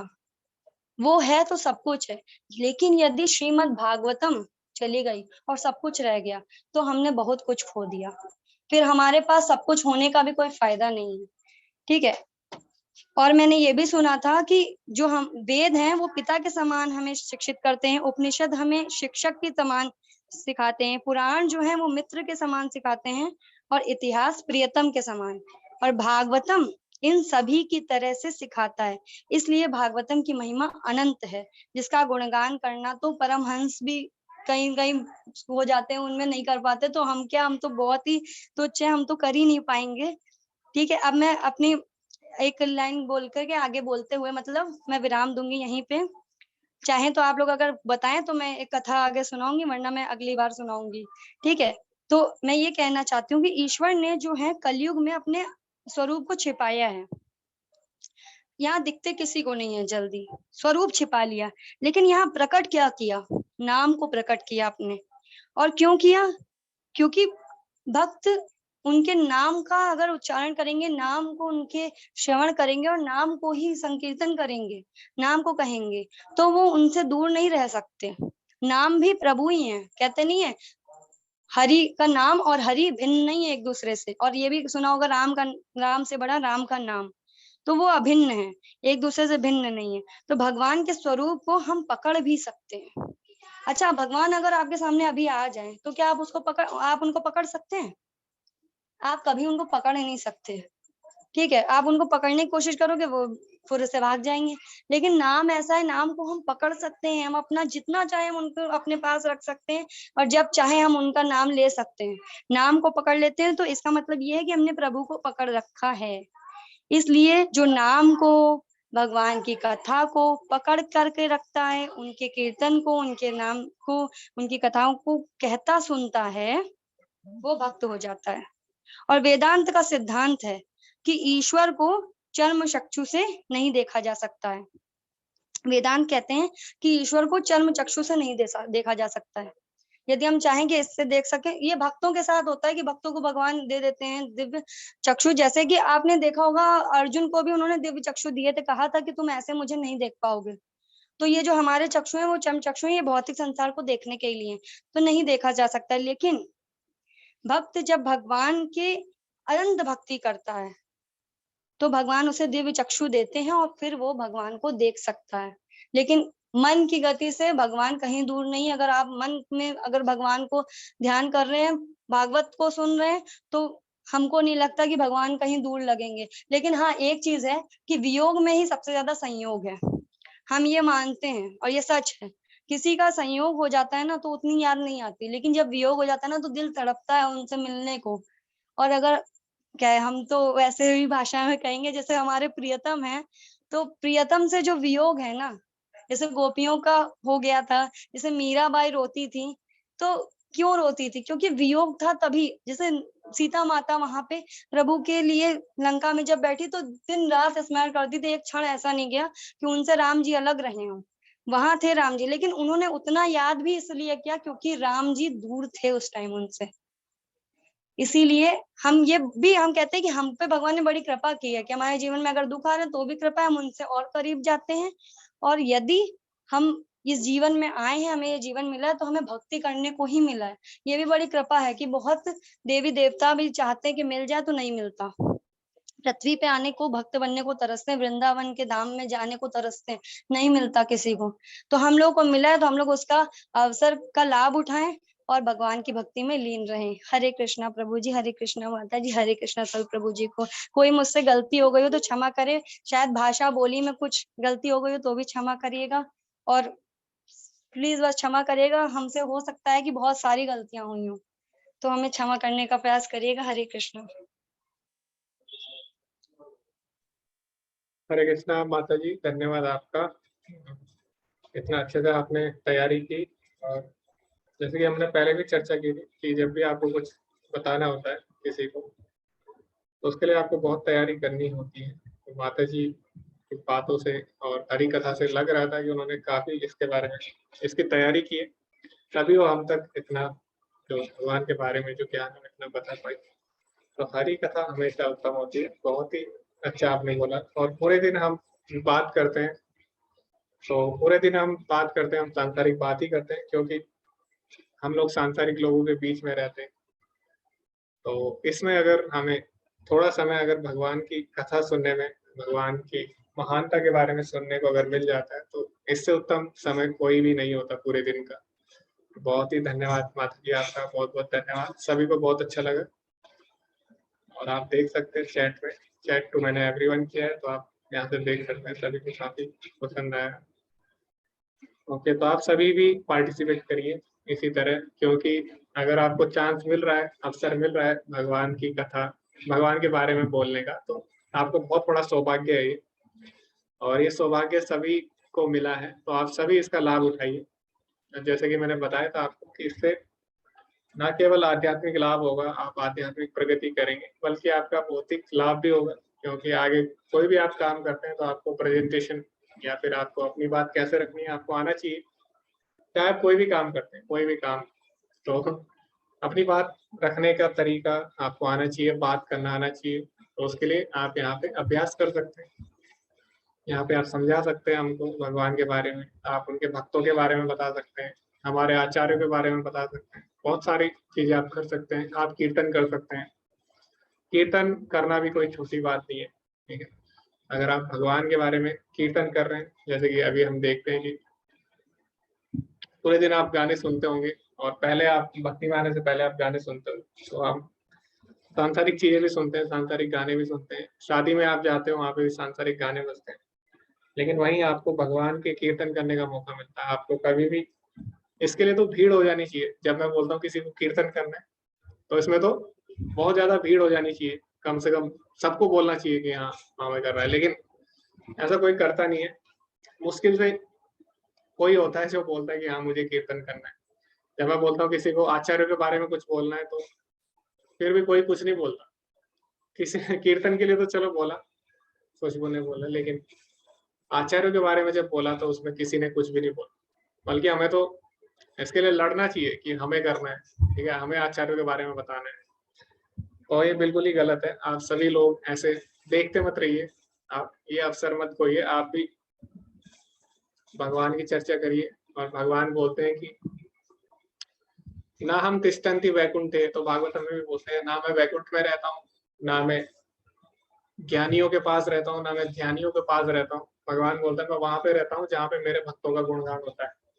तो अगर आपको भक्तों का गुणगान करने का अवसर मिल रहा है तो आपको जरूर करना चाहिए, सभी को इसमें पार्टिसिपेट करना चाहिए। तभी हमारे पास समय था, अगर आप लोग पार्टिसिपेट करते तो हम वो भी कर सकते थे। लेकिन अभी हम कुछ क्वेश्चंस लेंगे, क्योंकि दिवाकर प्रभु जी ने कुछ क्वेश्चन, एक क्वेश्चन पूछा था, वो भी सुनेंगे। दिवाकर प्रभु जी बोले हैं कि हरे कृष्ण महामंत्र से भी तो मन शांत होता है, तो फिर हम भागवतम क्यों पढ़े? तो प्रभु जी का आंसर बहुत ही अच्छा है, क्योंकि माता जी ने हर बार एक शब्द पे बहुत ही जोर दिया है कि माता जी ने बोला भागवतम पढ़नी बहुत जरूरी है, कोई भी काम करना है। हर बार माता जी ने बोला भागवतम ही है जो ऐसा कर सकती है। तो फिर क्वेश्चन आता है कि क्या हरे कृष्ण महामंत्र का क्या फिर, या भागवतम ही सब कुछ कर सकती है? ओके, तो हमें हरे कृष्ण महामंत्र क्यों करना है फिर? तो हरे कृष्ण महामंत्र हमें कब फल देगा?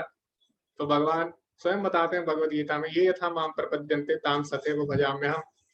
यानी जितनी गंभीरता से हम भगवान को लेंगे, उतनी गंभीरता से भगवान भी आदान प्रदान करते हैं। तो हरे कृष्ण महामंत्र भी ऐसा ही है, और जितनी गंभीरता से हम उसको लेंगे, जितने ध्यान से हम उसको जप करेंगे, उतना ही लाभ वो हमें देता है।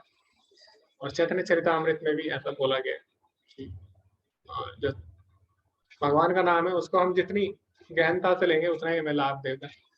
अब क्या होता है, हरे कृष्ण महामंत्र भी हमारे मन को शांत करेगा, लेकिन हमारे मन को शांत तब करेगा जब हम ध्यान से जप कर पाएंगे, जब हम सही से जप कर पाएंगे। और सही से जब हम तब तक नहीं कर पाएंगे जब तक हमारे मन में और सारी चीजें चल रही होती है, सांसारिक चीजें चल रही होती है।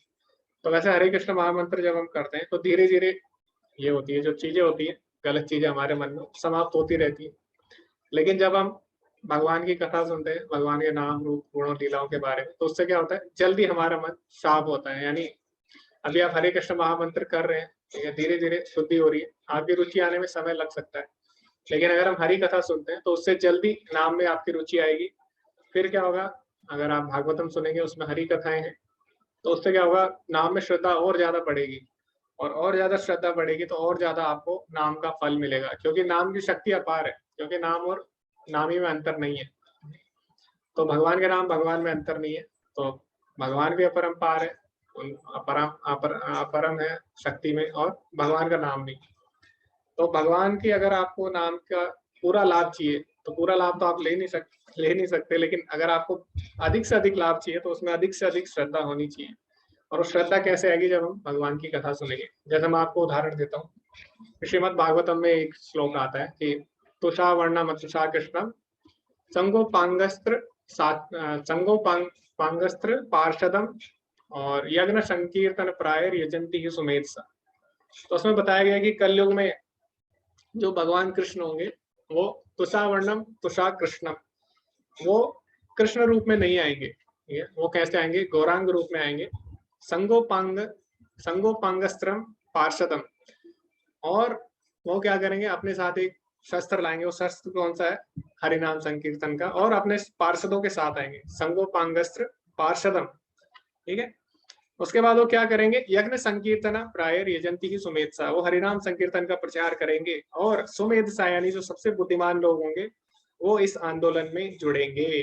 तो यहाँ पे किसकी बात हुई है, यहाँ पे चैतन्य महाप्रभु की बात हुई है कि चैतन्य महाप्रभु आएंगे, कृष्ण आएंगे, लेकिन इस बार कृष्ण रूप में नहीं आएंगे। कैसे रूप में आएंगे, गौरांग रूप में आएंगे, संकीर्तन यज्ञ संकीर्तन आंदोलन आरंभ करेंगे, और जो बुद्धिमान व्यक्ति होंगे कलयुग के, वो इस आंदोलन से जुड़ेंगे। तो जब आपको ये बात पता लगती है कि भागवतम में ऐसा है, हरि नाम की महिमा और चैतन्य महाप्रभु की महिमा है और नाम की महिमा है, और जो है आंदोलन है हरिनाम संकीर्तन जिससे हम जुड़े हुए हैं, तो उनको बहुत ज्यादा बुद्धिमान बोला गया है। तो इस प्रकार जब आपको पता लगती है, ये सारी चीजें पता लगती है, तो आपके नाम में और ज्यादा रुचि आएगी, और ज्यादा श्रद्धा आएगी, और अच्छे से आप नाम करेंगे, ठीक है, भगवान का हरे कृष्ण महामंत्र करेंगे, और इससे और ज्यादा लाभ आपको मिलेगा, ठीक है।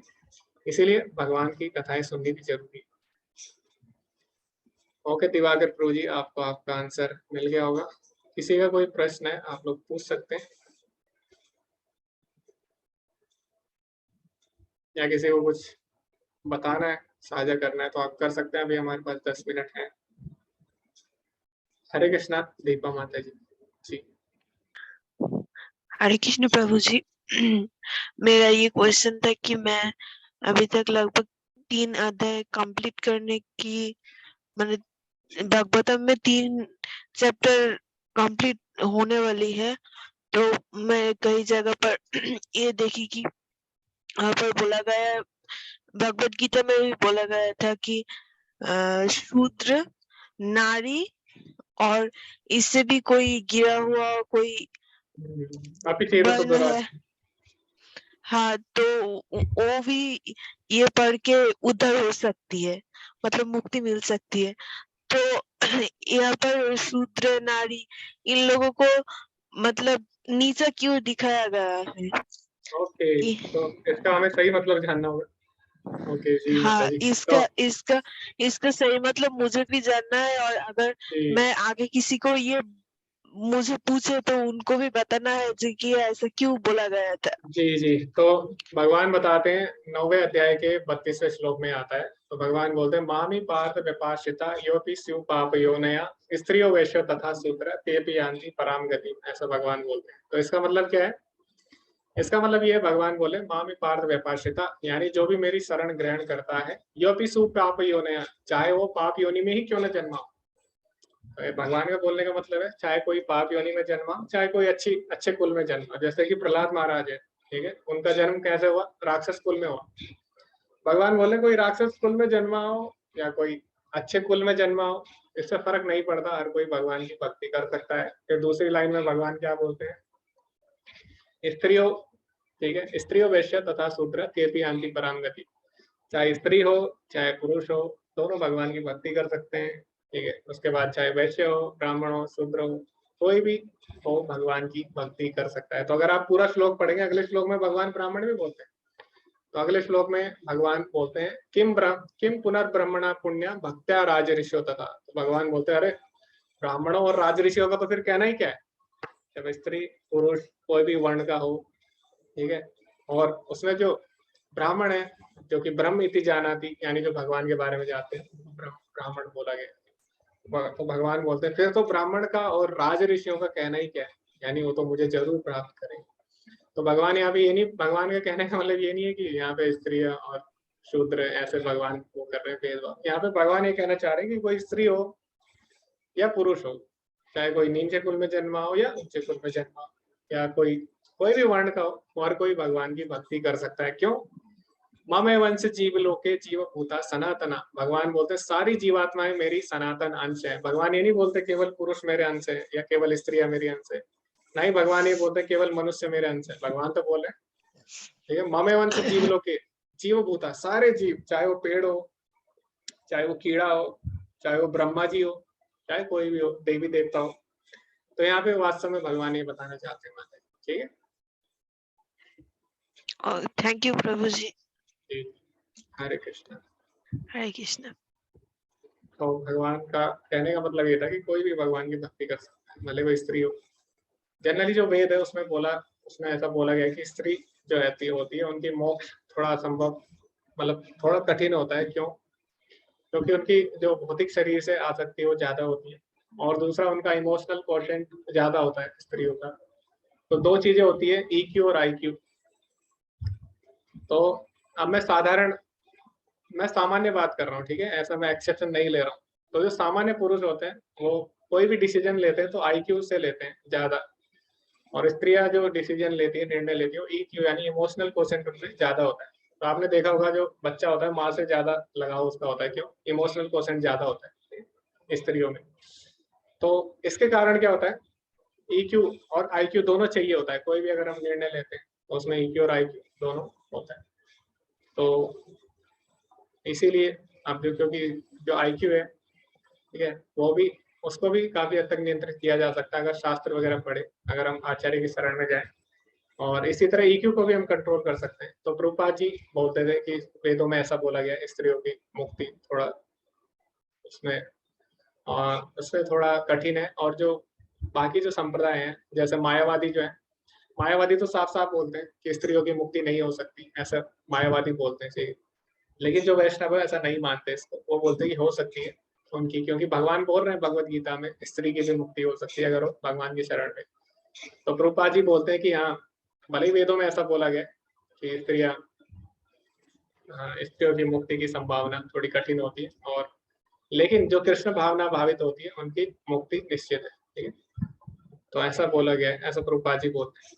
तो जो वैष्णव आचार्य है उनका तो मत यही है, बाकी मायावादी लोग मानते हैं ऐसा कि स्त्रियों की मुक्ति संभव नहीं है, इसीलिए वो लोग स्त्रियों को दीक्षा भी नहीं देते, जो मायावादी लोग हैं। अभी देने लग गए, क्योंकि अभी जो मायावाद है उसमें भी काफी मिलावट आ गई है, लेकिन जो ओरिजिनल मायावादी है वो नहीं देते स्त्रियों को दीक्षा। लेकिन आपने देखा होगा हमारे यहाँ ऐसा नहीं है, इस्कॉन में ऐसा नहीं है, वैष्णव जो सिद्धांत है उसमें ऐसा नहीं है। वैष्णव सभी को समान मानते हैं, और जो जातिगत वर्ण व्यवस्था है वो भी मायावाद की देन है। लेकिन जो वैष्णव है वो किसी की जो जन्म से जो जाति है उसको नहीं मानते। जैसे अगर आप इस्कॉन में भी जाएंगे तो कोई आपसे नहीं पूछता कि आपका पूरा नाम क्या है, ठीक है, आपकी जाति क्या है, ऐसा नहीं पूछता, क्योंकि भगवान बोल रहे हैं भगवत गीता में कि चतुर्वर्णम मया सृष्टम गुण कर्म विभाग से, जो 4 वर्ण बनाए गए गुण और कर्म के हिसाब से बनाए गए। लेकिन मायावादी जो होते हैं इस बात को नहीं मानते, और उनके अनुसार केवल ब्राह्मण वही है जो ब्राह्मण कुल में जन्म लेता है, और केवल ब्राह्मण ही संन्यास ले सकते हैं और ब्राह्मण ही मोक्ष प्राप्त कर सकते हैं। उनके अनुसार जो गृहस्थ है वो भी मोक्ष प्राप्त नहीं कर सकते, जो मायावाद सिद्धांत है उसके अनुसार, यानी जो उनकी परंपरा है उसके अनुसार, ठीक है। लेकिन वैष्णव सिद्धांत में ऐसा नहीं है, और वैष्णव सिद्धांत वही है जो भगवान बोल रहे हैं, ठीक है। तो भगवान तो साफ साफ बोल रहे हैं कि कोई भी भगवान को प्राप्त कर सकता है, तो इसीलिए मायावाद से बचे आप, ठीक है।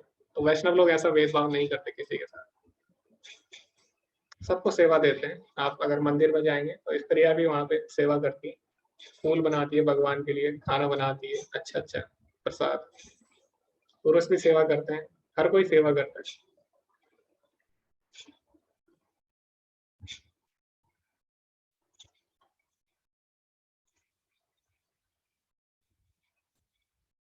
नास्ति प्रीतमा अस्ति, ये कौन सा श्लोक है प्रभु जी? इसके बारे में मेरे को जानकारी नहीं है जी। धन्यवाद कीर्तन प्रभु जी। ओके, किसी का कोई और प्रश्न है या कुछ कोई बताना चाहता है, आप लोग बता सकते हैं, एड्रेस कर सकते हैं। स्त्री को पाप योनि में नहीं रखा है माता जी, ये सारे अलग अलग है, ठीक है। योपि सुपाप योनया, फिर है स्त्रियों वैश्य कोमा तथा सूत्र। तो कोई पाप योनि में जन्मा हो, चाहे कोई स्त्री हो चाहे कोई वैश्य हो, एक कोमा है बीच में, ठीक है, सबको एक जगह नहीं जन्मा। तो स्त्री पाप योनि में कैसे जन्म सकती है सारी? तो जैसे कुंती महारानी है, वो तो भगवान की इतनी बड़ी भक्त है, तो आप उनको नहीं बोल सकते कि पाप योनि में जन्मी है। जैसे सीता माता जी है, तो वो तो राजा जनक जो भगवान के सबसे बहुत बड़े भक्त है, राजा जनक को राज ऋषि बोला गया। और जो तीसरा अध्याय है उसमें, तीसरे अध्याय के 20 श्लोक में राजा जनक का नाम आता है, पता है आपको?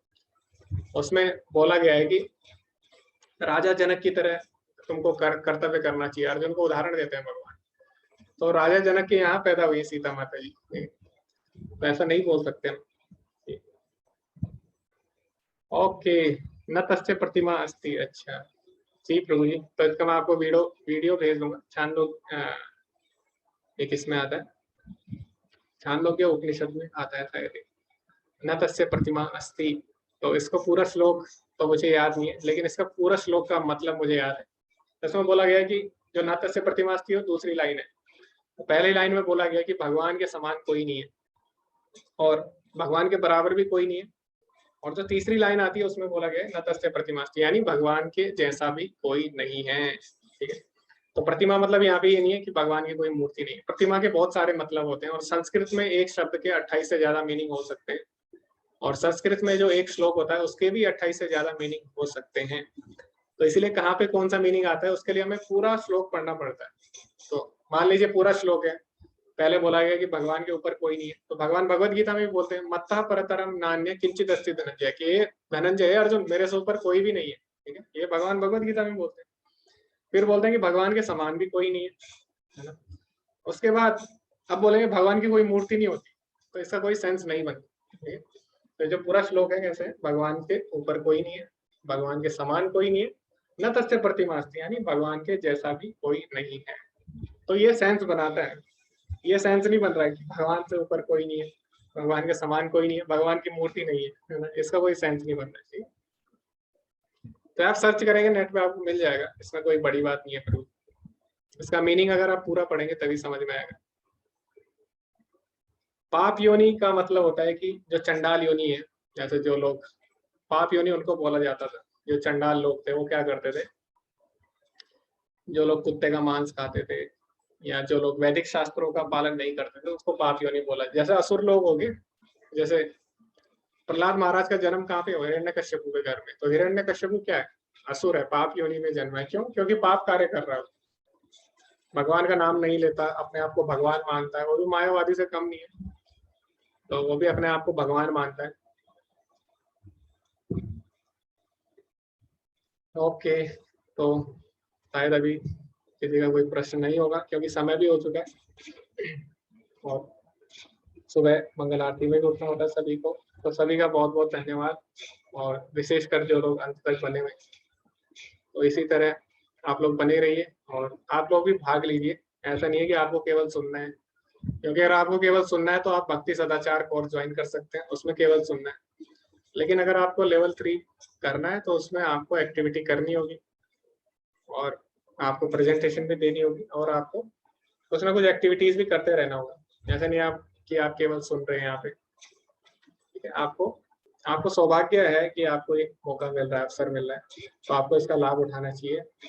सभी का धन्यवाद, बहुत बहुत धन्यवाद।